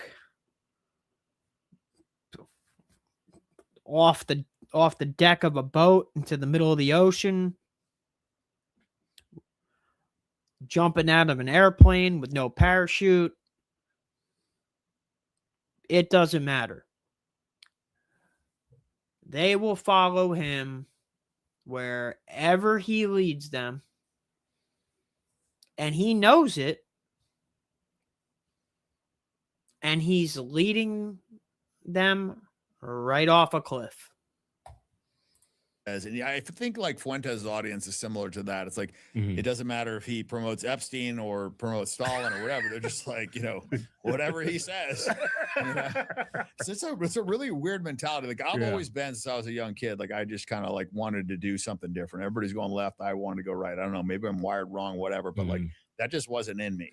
Yeah. And I'm not saying that as a brag or a flex. It's just I just don't understand the mentality of oh, well, everybody's doing this, so I got to do this. Yeah. Right. It's right. But that's the way most people are wired. Yeah. You see it in the stock market. They need to live through somebody else. Well, you see it in the stock market. It's like price drives thought, you know, it's like, oh, everybody's, you know, doing this. Like, and I see it too with my social media, you know, it's like, I don't really give a fuck about social media other than, you know, recently it's been very political.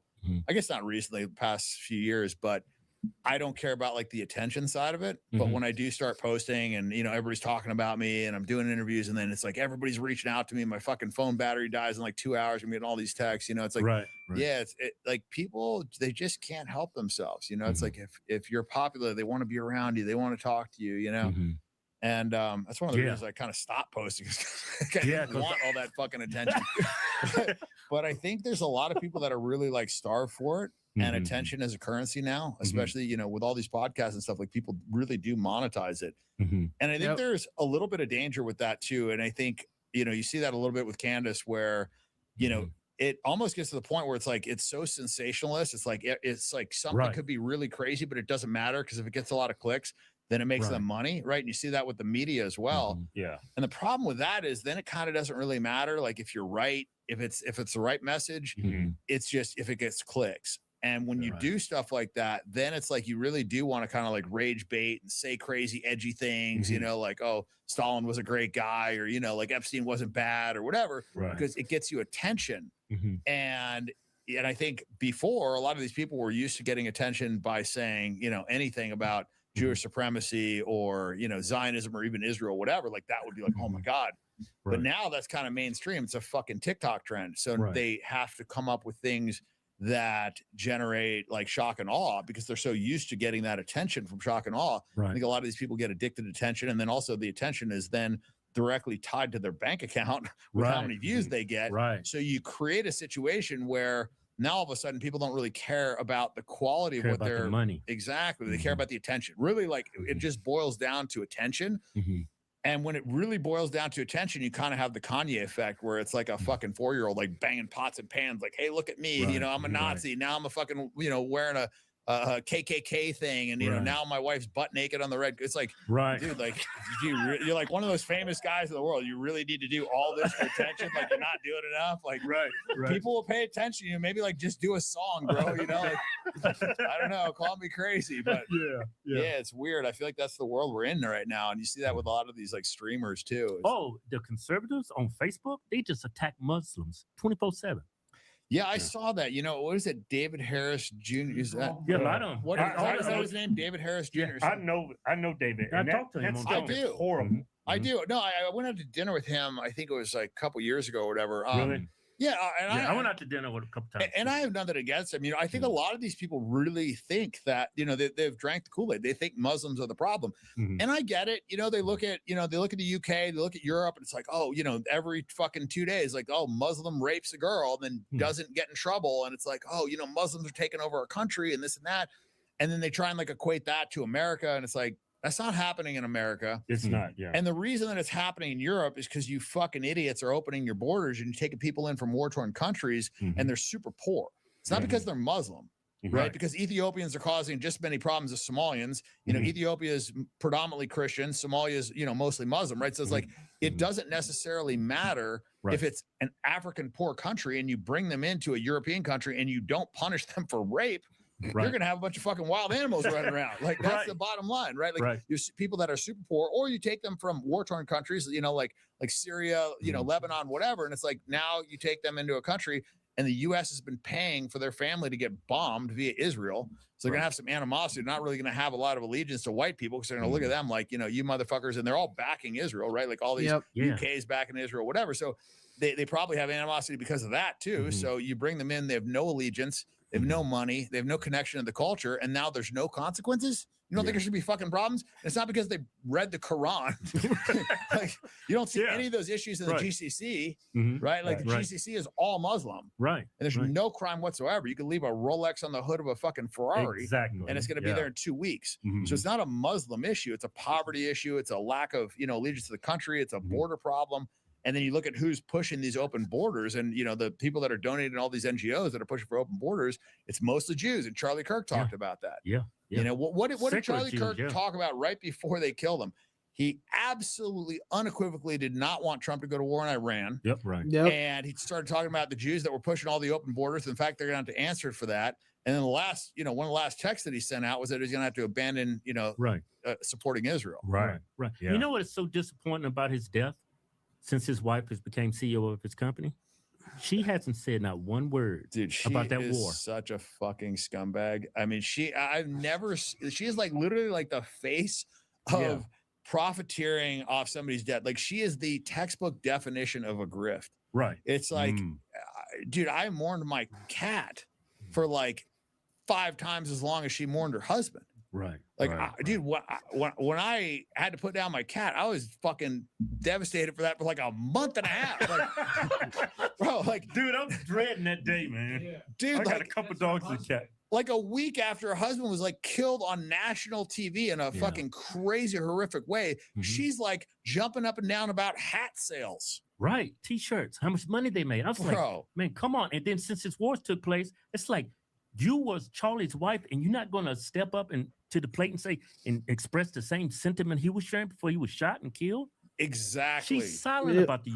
Iran war. Like the least she could do for his legacy is at least support his beliefs on, the Iran and not like completely turn around what he built. He built Turning Point. So to now like point that whole base in the opposite direction as he felt with Iran, I think is super fucked up. Yeah, she was on Fox News holding. She was selling a book, and she was wearing, I think, the Israeli pin, like a flag or something. Yeah. I was like, man, she's the direct opposite of Charlie.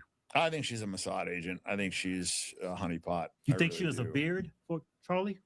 I don't know about that. I just think that these, super Zionist, Jewish supporting women just seem to get themselves in relationships with like Kash Patel, Charlie Kirk, Monica Lewinsky, They just seem to be like disproportionately around all these people in positions of power. I mean, Alex Jones's wife is Jewish. Joe Rogan's wife is Jewish. It's like, well, I didn't know that. Yeah. Why do you think he'll never fucking talk about it? Why do you think he tried to convince Theo that he was crazy? Oh, we need to well, you criticize Israel. We need to get you off those meds, boy. Come hang out with us. Yeah. Right. Okay. You know what's crazy? I ran my wife. I ran her DNA through Ancestry. Check her out. Checked out. And I said, I knew it. She's got like 18% Jew in her. Yeah. Is that much? It was 18% Sephardic Jew. See, Sephardic is actually has a lot more lineage to that. Those are actually kind of like, in my opinion, she was all right there, Israel, Palestine. Yeah, like I think the Ashkenazis are the big problem. Those are the Eastern Europeans that have no fucking tie to that land whatsoever, and those are all the ones that change their name. Right. If you want to make the argument about Khazars infiltrating their religion, and there's been a lot of different arguments about, satanic cults infiltrating the religion, hiding behind Jews, it would be the Ashkenazis. I mean, they got like blue eyes and blonde hair. Like they had a lot of them have no lineage whatsoever to that region, which is why they don't allow DNA testing. And so the Sephardic is actually more similar to the Palestinian. But I don't think that it starts to count until it's like 25%. Yeah. But I still don't trust her. Better watch your wallet. Man, she spends my money like it's no tomorrow. It's like, I think that's more of a female thing. But still gonna watch it. You can't blame the Jews. I think that's a combination thing. Yeah. Hey, so what inspired you to run for Congress in Florida? Well, I was considering Nevada, and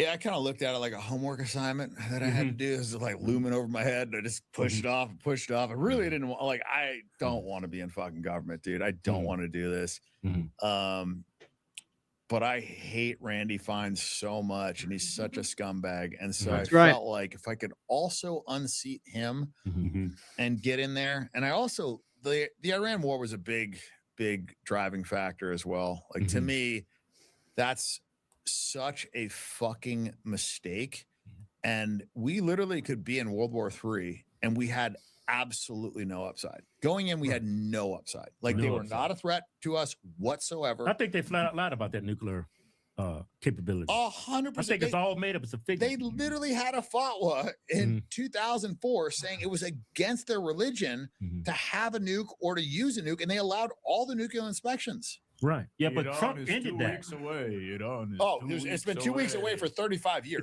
So yeah, I mean, like talk about the boy that cried wolf. Like how long can you fucking, play that tune? Like but didn't Trump end those inspections? He ended that. Well, He bombed their fucking facility. But yeah. He ended their inspections. Right. It was working fine under Obama and all the other Democrat presidents. Why did Trump come in and end it? I think because he wanted to eventually bomb them. Right. Yeah, this was never about them having nukes. It was never about them having nukes. They allowed the nuclear inspections. They weren't trying to, illegally acquire nukes. If it really was about nukes, why the fuck didn't we attack North Korea? Right. They already got them. And they are the only country that doesn't allow inspections. And supposedly that guy's a super crazy guy and this and that. But why can't we attack him? Because he has nukes. So what message are we sending? Right? Because we fucking killed Gaddafi, we killed Saddam, all these people that agreed to not have the nukes and didn't have the nukes. And then the people that do have the nukes, we can't fuck with them. Right. So basically we're telling everybody you better get nukes or we're going to come fucking kill you. Right. Yeah. And they didn't just kill Gaddafi. They sodomized him with fucking bayonets up his ass. I mean, it was a really horrific thing. And that was the U.S. did an airstrike on his fucking brigade. I mean, it was really terrible what happened to him. And he actually had Libya in a good way. Libya was doing really well. They had tons of resources. He was helping the people out. And now, you could buy a slave there for $300. So that was a total disaster. You look at all the, the topple the regime things that we've done. It's all been much worse for the country, much worse for the citizens. And it didn't do us any good at all. It's crazy. Trump came out and said, we're going to free Iran. We're going to make Iran great again. And you see all these people, all these conservatives with their pom-pom. 2 weeks later, we're going to eliminate your whole fucking country. We're sure going to free you. It's crazy, man, because conservatives and people on the right are not calling him out for his bullshit. Dude, it's such bullshit. It's we gotta free those Iranians. 2 weeks later, we have to kill all of them. Send them back to the Stone Age. We're gonna bomb their fucking children. We're gonna blow up their bridges. We gotta help them. It's wait, what is it, motherfucker? And then this whole lie of 50,000 Iranian civilians were killed by the government. It was just such bullshit. You're telling me 50,000 fucking people died. That is a crazy amount. We just get kind of numb to these numbers. Right. But if you had a picture of 50,000 dead bodies, it would blow your fucking mind. Yeah, a lot of people don't know what that looks like. And you know why they don't know what it looks like? Because there's no fucking pictures because it didn't fucking happen. Right. I'm sure the government killed some people, but I can promise you it wasn't 50,000. And by the way, we know that they have Mossad agents there. They got 90 million people in that country. Almost everybody's got a cell phone. You're telling me there's 50,000 fucking dead bodies shot by the government. There's no fucking pictures of it. I mean, I've seen a couple, few body bags, whatever, but 50,000 is a crazy number of bodies. Yeah, it's a football stadium. It's a fucking crazy amount. And you're telling me nobody took a photo of that? No Mossad agents? Because I can promise you that would be all over Israeli TV. Never again. Look at what they're doing. Where's the outrage? You've got to save the Iranian citizens. The civilians are dying. You'd hear all this. I mean, all the shit that they say, but there would be pictures to back it up. There's none. Right. No evidence. No videos, no pictures, no nothing. I mean, we're in 2026. I'm pretty fucking sure we can get. I mean, Cat has a fucking cell phone now. It's come on. It's it's crazy. So the lies are just so blatant. But they are. It just seems like the MAGA base, they don't want to see it. Well, here's the advantage that he has. They have posted a bunch of bullshit about him historically. Right. So he's really leaning into that. Oh, it's fake news. It's fake news. Everything's fake news. Oh, they're liberals. Oh, they have Trump derangement syndrome. They have these words. Yeah. Kind of like anti-Semitism, right?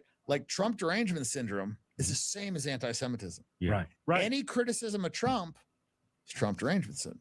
Right. So what does that allow you to do? Just shuts down all the criticism. Yeah, stop thinking. It's Trump derangement syndrome. Oh, it's fake news. So they just give these idiots these key rebuttal words, and they don't have to face any the facts or the argument or present any evidence. Oh, it's anti-Semitism. Oh, it's Trump derangement syndrome. Oh, they're a liberal. It's just all this bullshit. It's exactly. It's just these words that they use. A hoax, a trope, a canard, a blood libel. It's a hoax. Epstein is a hoax. Yeah, it's a hoax. It's a hoax. It's blood libel. It's an anti-Semitic conspiracy. They don't actually engage in an argument with you because they have no facts to argue with. They just shut it down with these key trigger words. The same tactics that the left use. 100%. And the media, and where do you think the left got that from? You know what I mean? Like everybody like points to the left.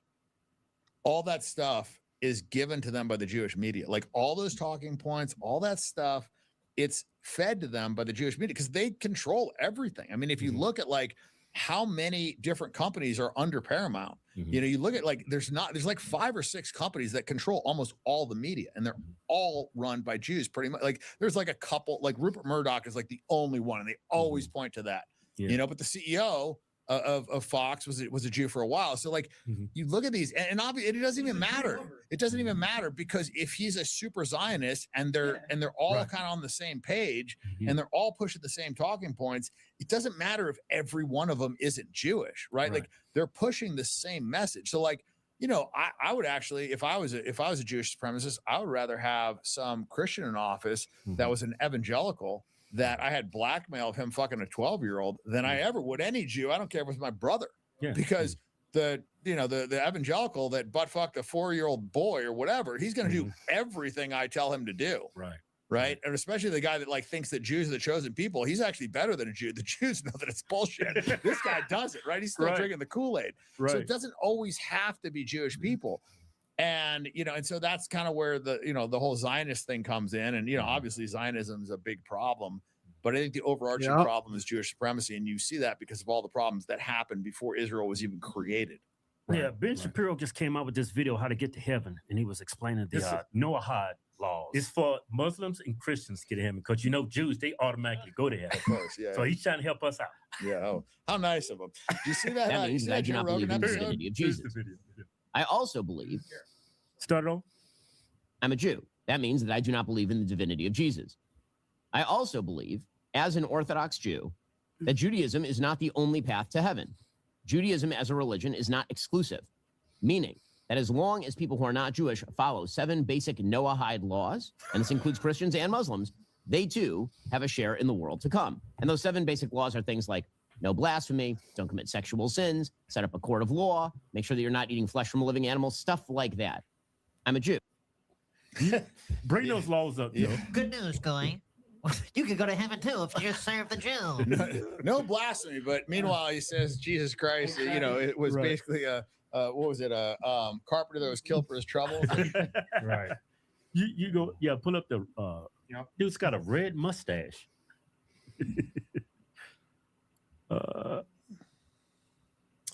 Okay. Do not worship any idols. Place your belief and trust in God. And who's an idol to them, though? Jesus. Exactly. Yeah. So we can't worship him.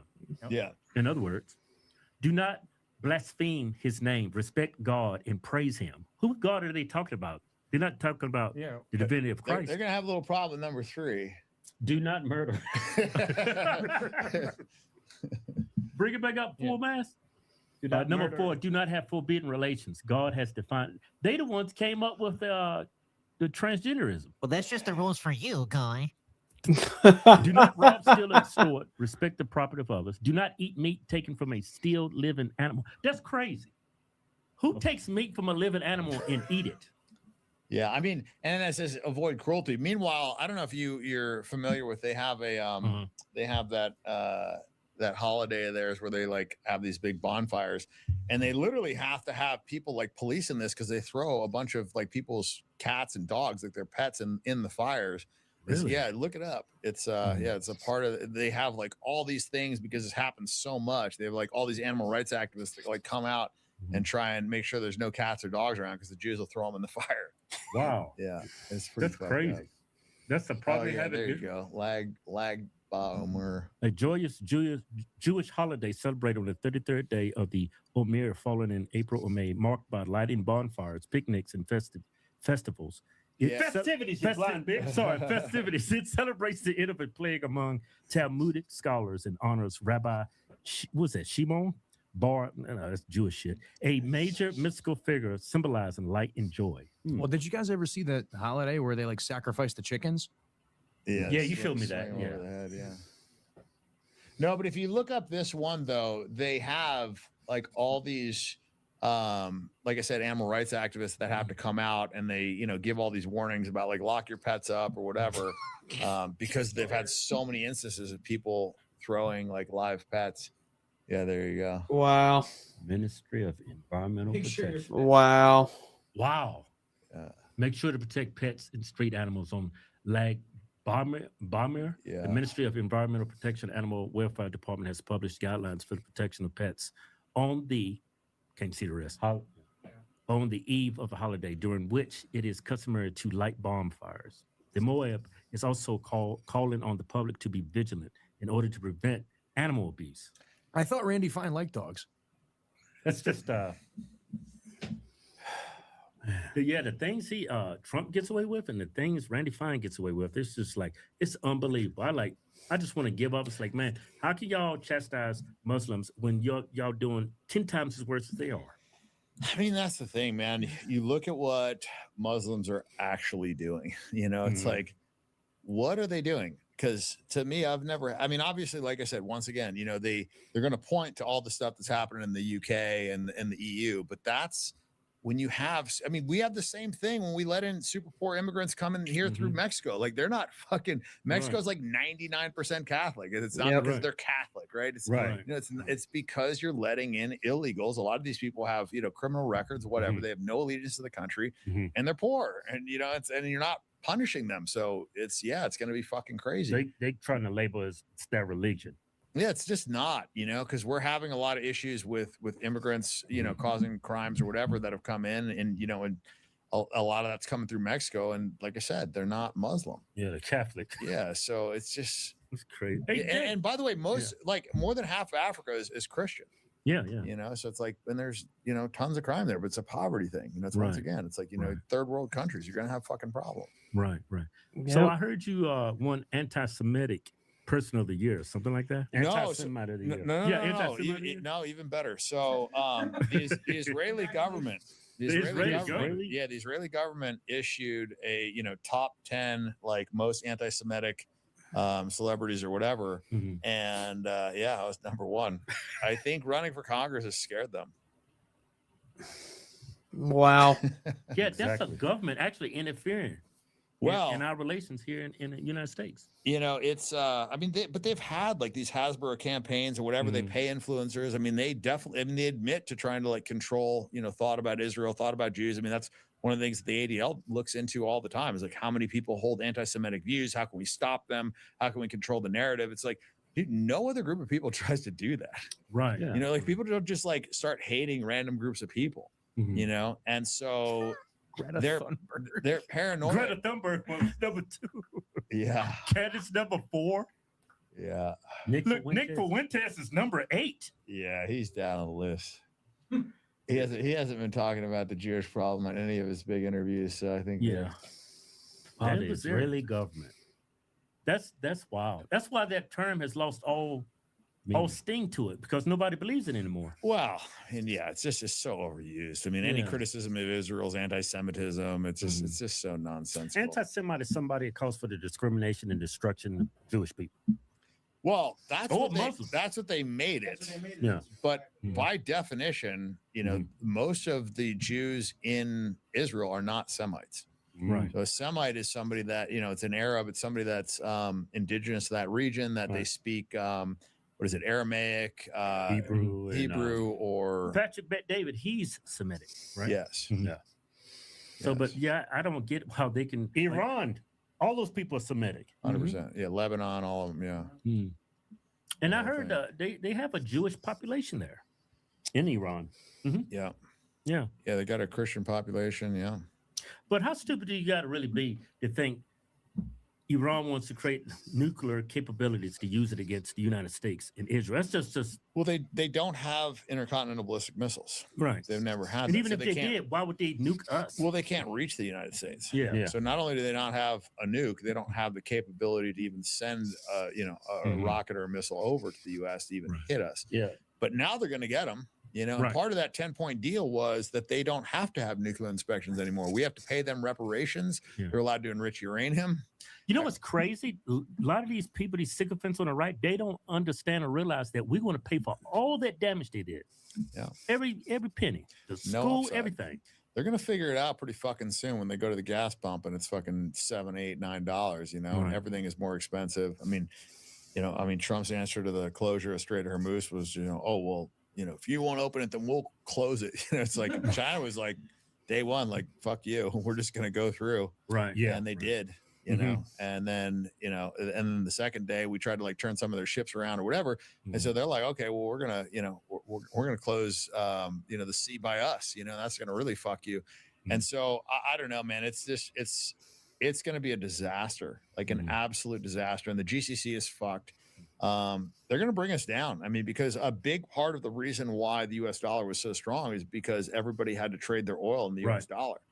And they're single-handedly going to change that. So, Trump pretty basically fucked everything up. 100%. He fucked us so bad. And also a big part of what he did was he removed a ton of our credibility. Right. Because a big source of our strength was our ability to threaten people and them think we're going to do it. If I tell you, you know, if I'm a big bully and I tell you, hey, I'm going to fucking beat your ass, you don't give me your lunch money, and you know, you give me the lunch money, and then you start seeing other people not giving me the lunch money, and I get into a fight with one of these kids, and I'm not quite as tough as you thought I was. You know, it's just like, and that's kind of what you're seeing here is the threat, and everybody else complying and recognizing the U.S. was a superpower they didn't want to fuck with, was kind of the sentiment up until now. And now Iran is challenging that, and we are making empty threats. We said 2 days we're going to destroy your nuclear, or not your nuclear, your power facilities. They said fuck you. Said okay, 5 days we're going to do it then. They said fuck you. Said okay, 10 days. Said fuck you.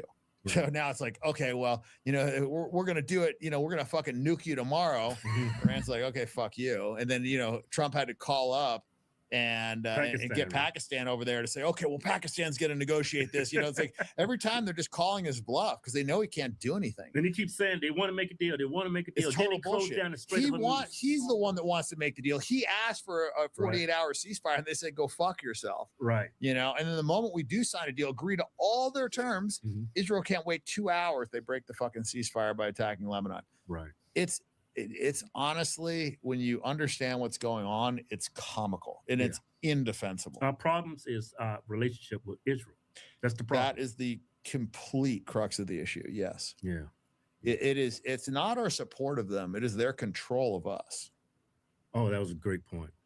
That's a great point. We can support them, but they just run all over us. They tell us what they're going to do, and we accept it.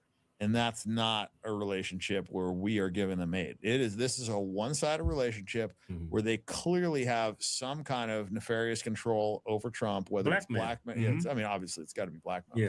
Yeah. And then on top of it, he's taking money. So he's blackmailed hundreds and of millions bribed. of dollars. 200 billion, right? Something like that. Well, I mean, that's on record, right? Like how much other money? I mean, how much money did he make in that crypto rug pull? I mean, how much money has his family been allowed to make? Facts. Yeah. And it's a bunch of insider trading going on. It's like these people are shorting the market like 5 seconds before he tweets something. That's my point. Something on Truth Social. That's an inside job. That's my point. So how many different ways is he making money because he's kind of like, you know, playing by the rules, doing what they're going to do? So if you don't think it's blackmail, what do you think it is?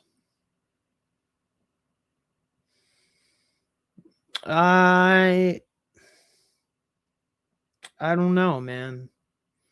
Because you know what? In the first term, his first term was not like this at all. Not even a little bit.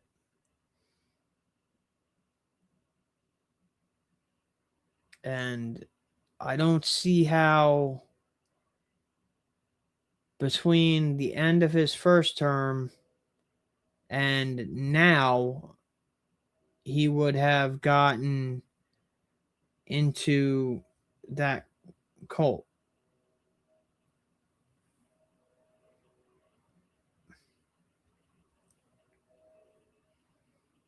I'll tell you what I think it is. And it's not something that any American is going to want to hear.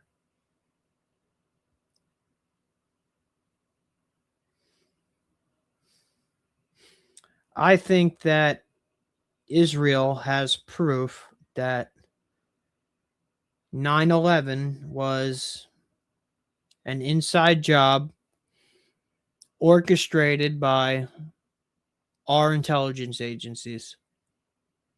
And if that news were to hit the general public of the United States, it would completely tear this country apart. That is the only thing, other than him fearing for the safety of himself or his family, that is the only blackmail I think they could possibly have, is that they know Bush and Cheney orchestrated 9/11 or let 9/11 happen, and they have the proof of it, and rather than completely destroy our country, he's doing what they want. Because if that news did come out that our government was responsible for 3,000 deaths during 9/11, all the deaths of soldiers in the global war on terror, if it was all fake just for those guys to get rich, well, then that's a pretty big card to hold over the United States that you would not want the public to find out.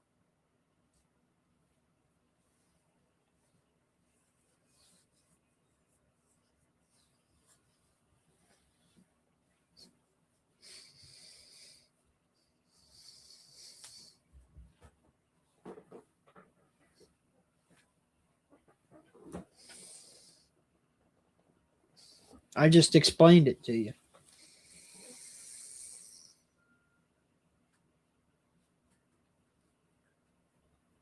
Israel had agents on the ground here to film 9/11. They were stopped by the FBI. So Israel had advanced knowledge that 9/11 was going to happen. If they had advanced knowledge, they probably know everything about 9/11. The only thing that would, if that news came out, it would destroy this country.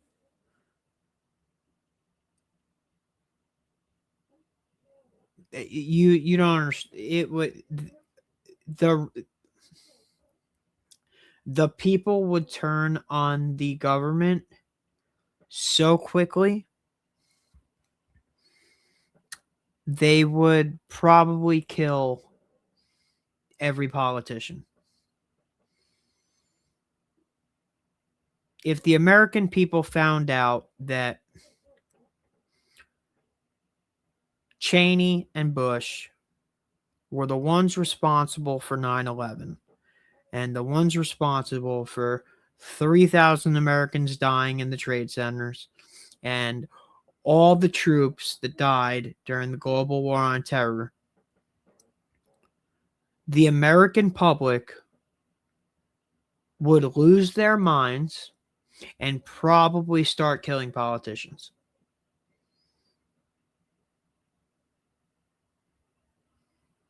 And that is the last thing that they want.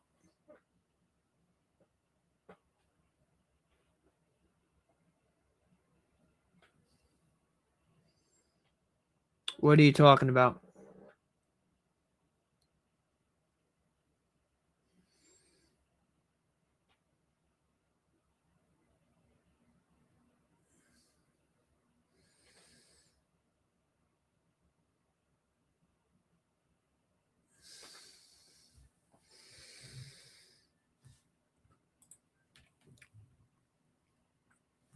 Yeah, I don't disagree. The you want to hear something crazy? I never got it. Never got it. And I never got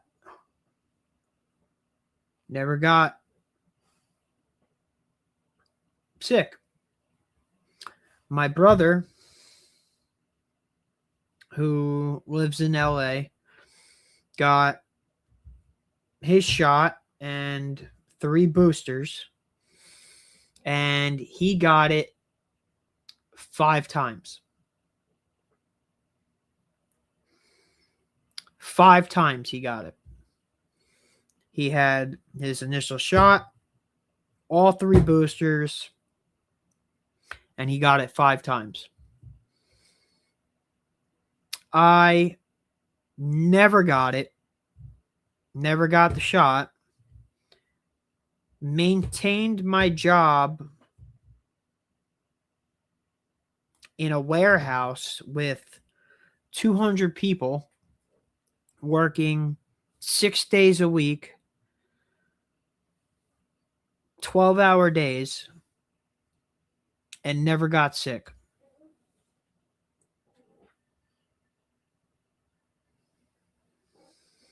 Because there's no the truth about 2020 is so murky and so divisive that I don't think people really know what to believe about it. 9/11, on the other hand, I live in New Jersey. I know 7 people that died that day. Personally, I know 7 people that died that day. My friends, mothers and fathers. If my generation, I'm only 40, if my generation found out that 9/11 was completely perpetrated by the United States government as a reason to go into Iraq and Afghanistan,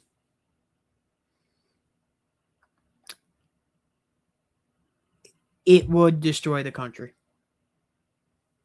100%. And that's the definition of selling out. Right. Right. It's like, sacrificing what you should be doing for personal gain. That is by definition selling out. And that is while absolutely American what soldiers are dying. Yeah. Well, while we're dying, while we're paying for this, while our economy is getting fucking destroyed, while we're losing credibility. It's so crazy because he's worth what, like $5-6 billion before he went in office, and did he start pulling this shit? Yeah, it's hard to say because I've heard conflicting things. I've heard, he had a bunch of convictions that he was worried about, that, he was actually, had some debt. It's hard to say, because these balance sheets can sway so much based on, how a company's doing or whatever.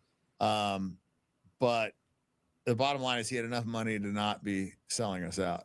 Right. Like he had plenty. Yeah, exactly. He had plenty. Whether he had 5 billion, whether he had a billion, whatever the fuck he had. 5 billion. If somebody's dead broke and their family can't eat, that's one scenario. He wasn't in that scenario. Right. So that's the only scenario that you could say there could be some justification for a guy, doing what he doesn't believe is right. It's like Benny Binion. He said people are honest as long as they can afford to be. Well, he was rich enough to afford to be honest. Right. He chose not to. Yeah. Like all these people that get so loyal to Trump. It's like loyalty is a two-way street. He has not been loyal to us. 100%. He's betrayed everyone. Yeah. But I see all these people still loyal to him, and I don't get it. It's a cult. It's the only explanation. It's a cult. Yeah. because it's not logic, you know, and he's not treating Right. them well. He's not doing anything for them. He doesn't Right. give a shit about them. This is like a one-sided, this is like a U.S.-Israel relationship. His fan base to him is what we are to Israel. Right. They're his bitch, and we are Israel's bitch. And the shit is rolling downhill. Yep. Trickle down bitching. Yeah, that's what you call trickle down economics. Right Yeah, there. from one bitch to the next, the shit just rolls, you know? Right. And somehow at the end of it, Israel ends up with all of our fucking money and troops. Yeah, spent over $17 trillion on that country. 17 trillion. Yeah, I mean, yeah, maybe even more now. I mean, if you calculate in all the foreign aid that we've given them, do the compounding interest for all that, you look at how much we spent on, you know, the Iraq war, you factor all that in, and yeah, it's close to $20 trillion, depending on, you know, whether you go with the Brown University assessment or, I mean, some of them are, you know, much higher. But the conservative number would be, you know, at least $18 trillion, which is, you know, like pretty much half our national debt just for our support of Israel. They're pushing illegal immigration on us. I know. Look at the billions that costs us every year. Yeah, and meanwhile, Israel has to maintain a 70% minimum Jewish state, you know. But hey, everywhere else, melting pot, right? And meanwhile, they bomb all the countries, and then the immigrants come into all of our countries. Yeah, no, we have to take in that product of that bomb. Yeah, that 20 trillion is probably more than that. Yeah. Hey, what's your first order of business if you elected to Congress? I've got a lot. The first thing I want to do is pass some laws where committing treason is actually punished. So if you put a foreign nation before America, that should be treated. I mean, by definition, if you're in office, you have the allegiance to the U.S. and you are putting a foreign nation before the U.S.'s interest, that is treason. Right. And people should be fucking hung for that. Right. And I also think that there should be serious repercussions for promising to do certain things and then coming into office and then doing the opposite. Right. You know, and I don't think there's any accountability right now. I think there's a lot of problems. I mean, I would want to completely dismantle the IRS. I want to dismantle the Federal Reserve. I think the ATF is a completely worthless agency. Like, our government is just too big, and we're wasting a ton of money. It's not efficient in any way, shape, or form, and it's not functioning for the people. It's not functioning for the benefit of the people. And I don't think people in America understand how good life would be if their government actually gave a fuck about them, and the people in government were doing what's best for Americans instead of what's best for them and their donors in Israel. I don't think Americans have any fucking clue, because it's been corrupt for so long that they don't even have the slightest semblance of an idea of how good America would be if the government actually functioned for the people. Right. Because we have the money. We have the capital. We're like supposed to be the greatest country in the world. You know what I mean? We've got tons of resources. Everybody uses our dollar. We can print as many dollars as we want. Like, you know, we are the beacons of everything. Technology, you know, military. I mean, nobody can fuck with us militarily. You know, I mean, nobody's ever attacked us. I mean, it's just what, I mean, I guess other than Pearl Harbor, which we knew about and allowed to happen. But if you look at what we have going for us and how we're just squandering it, and what we're squandering it for. You know, like, I get it if somebody attacked us and we're like, you know what, fuck you, we're gonna burn the boats, we're gonna have our vengeance, whatever. That's not the case here. That's not what's going on with Iran. Like, if somebody attacked us, like I said, somebody's really fucking with us, even if they were bigger than us, you know, like, because to me, if I was running Iran and they killed my dad, they killed my family, I'd burn it to the fucking ground. We'd be going all the way. Right. Yeah. And that's and these are also religious zealots. These are Shia Muslims. Okay. They're Shia and they're Sunni. Shia believe in, you know, jihad, and they believe that if they die fighting, that they are going to the highest level of heaven. They are the fucking true believers. So what did you do? You killed their fucking supreme leader, their most highest virtuous leader. They're the leader of their, basically, like, you know, the equivalent of our Pope, but even stronger. Right. That's who you killed. And what do you think the effects of that are going to be? Like, if these people die fighting for that in their mind is their greatest heaven. And, you know, God willing, it's like, I mean, that's a noble cause. Right. Somebody killed the Pope, you know, and you're an extreme Catholic and you go die avenging his death. I'd say you're doing the right thing. Right. You know, and so we've put them in a position where, you know, they have all the moral justification. You know, they're defending their country. They don't have a choice. If we attack them, they didn't choose this war. Right. You know, they've got the strategic advantage. They're making drones at, you know, $20,000, $30,000 a drone. We're paying in millions of dollars for missiles to shoot them down. Yeah. So we're not going to be able to last there. They have, they have the high ground. They've got mountainous terrain. Like boots on the ground isn't going to work over there. They'll fucking chew us up. We know that. And they're spread out. Each different city and division of their military is functioning, by itself. Like, and so they can outlast us. And the GCC, I mean, if we fuck up their water supply, the GCC is way worse off. Right. Like those guys, if we blow up their desalinization plants, they're fucked. Yeah. It never rains over there. They're in the desert. Right. And the Strait of Hormuz, remains closed. All their money they make from oil. Right. And that's what's propping up the US dollar. So like the whole thing crumbles. I don't think people understand like the domino effect that this is going to have.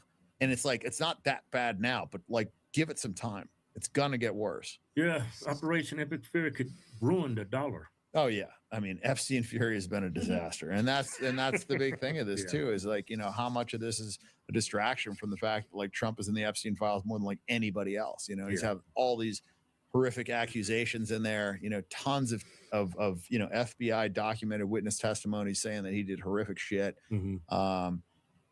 And we've had no arrests. And I think people are just getting fucking pretty tired of this shit. It's like not even performative arrests. We've got nothing. Right?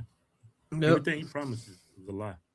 Yeah, I mean, one of the things, him and his son kept saying is like, release the files. And right. I guess somewhere in there he figured out, hey, I'm all over these motherfuckers, These files aren't so good for me. And then all of a sudden now it's a hoax. Right. Right. It's fake news. Fake news. Yeah, well, you've got a lot of support since you announced. But do you think people are actually ready for America First? Because that's what MAGA was supposed to be. Absolutely. People are absolutely ready for it. The question is going to be, is the voting demographic ready? Because the youth is ready. The youth knows what the fuck's going on. They realize we got the wool pulled over our eyes. They understand the situation thoroughly. In fact, much more thoroughly than I ever understood when I was their age, because the access to information is out there and the ability to curate information in such a way that in 15 seconds you get like so much, right? Because, if you're just reading a textbook, right, you've got the text and, it's black and white and it's kind of boring, right? But when you throw in pictures and graphs and you've got audio and you can explain things, and people are getting to be really good at packaging a ton of information into a very small package, and attention spans are very short. So they just give you so much information in such a concise and compelling way that now all of a sudden it's like people get it, right? It's like the curtain's been lifted. And now once you see it, you can't unsee it. And now all these other things become so clear because you understand what's going on. Like when you didn't understand what's going on, like, to me, like 3-4 years ago, like the idea that like the Jews were behind all this, it's like, yeah, right. Come on. I didn't even consider it. Right. Like it's a possibility. I'm telling you, I sat down with Trump and we were fucking having a chat. I'm like, what's going on? Like our country's being divided from within. Is it the Russians, the Chinese? Like what's going, I don't get it. It feels like we've never been more racist. We've never been more divided. It's never been more left against the right. Like, but it's coming from within. Like what's going on? Like, it's crazy, man. Cause I came across Nick Fuentes, you and other influencers. And then all of a sudden I started getting, because I saw your video or Nick Fuentes video, I started getting recommended like crazy shit out of the blue. I was up one night, couldn't go to sleep. So I said, I'm gonna go listen to some YouTube videos and go to sleep. And then there's a hit video. Transcribed to English. I said, oh, this should be interesting. So I started listening to it. And I'm like waiting for this dude to drop an N-bomb. Or I just thought this guy was an evil, racist guy. And I heard it and I was like, wow, what an amazing speaker. And I didn't hear not 1 ounce of hating him. Yeah. It was like eye-opening. Then a couple of days went by and I'm on TikTok and I get recommended this Jewish lady who was a Palestinian. She said her passport wasn't Israel. It said Palestinian. I was like, Palestine. It said Palestine, yeah. And I was like, oh, they told me Palestine never existed. Yeah. And I started putting 2 and 2 together and I started taking in the information. I was like, man, all that stuff is a lie. Yeah, it was an old black and white video that we saw. It was a woman who lived in Palestine. Jews, Arabs, everybody lived there in that area that's Israel today. And their passport was Palestine. Yeah. Then I came across a Jimmy Carter video. We said that's been a genocide for decades. You see, a lot of people were talking about it, like Michael Jackson was talking about it. Yeah, then he died. Yeah. I guess Princess Diana. She was talking about it too? Wow. You think she was going to marry a Muslim guy? No, you're kidding. Yeah. I didn't know that. That's nuts. Didn't she get decapitated in that accident? It was I don't know. It was, but there was a lot of, claims of foul play, whatever. I guess it was some car accident, they said. Yeah. But that's kind of the same thing that happened with Ellen DeGeneres's ex-girlfriend or whatever. It was like this high-speed chase, and I guess she was like burning a thing, and then she jumped out of the body bag after they told us she was unconscious. You didn't see that video? Yeah, the video is gnarly. You could probably pull that one up. Then I got to run after that, but let's pull that one up. It's pretty crazy. Her condition is far worse than originally believed. Oh my gosh. According to her spokesperson, she's in critical condition and on a ventilator. Dude, her burns will require surgical intervention. That's what I'm saying. Look into that one. Than originally believed. That's a oh my gosh. in and of itself. According to her spokesperson, she's in critical condition and on a ventilator. Dude, she's trying to escape. According to her spokesperson, crazy thing. I'm saying, look it up. And she was on no drugs. She wasn't drunk. Like, she was like fucking flying through the neighborhood. Crazy speed. She's like clearly trying to get away from somebody. Right. And this was like right before, I guess she doesn't look like she's in critical condition to me. No, they said she was in a coma, and then she fucking pops out of the body bag like that. Yeah. Fucking zombie. Yeah, it was pretty So crazy. she's gone? She's dead, Yeah, she died, and crazy stuff. But she's like trying to get out of there. Are those real firemen? Yeah. That's the This next is for the question, news. right? Because the fireman's like, shut up, bitch. You can just push it in there. Right? Yeah, it's kind of crazy. Anyways, I gotta. All right, bro. I'm gonna be late for thanks the thing. for coming, bro. Yeah, man. Hey, Dan, where can people follow your campaign? Yeah. I think it's Bilzerianforcongress.com, I believe. Yeah, I got Let it. me look it up. Bilzerianforcongress.com.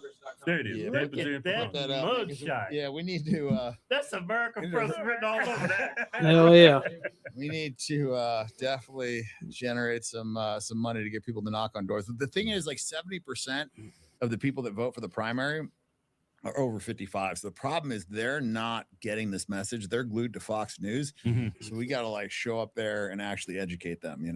They grew up with the whole like Boomers. Israel's our greatest ally, you Right. know, like that whole thing. So Brainwashed them. Yeah, they totally brainwashed. cool. Yeah. All right, boys. Thanks, bro. Thanks, All right, man. bro. Yeah, good chat. Always good. Oh, shit. Take a quick picture, go. Yeah. So you can run out of there. All right, guys. I'm calling tonight.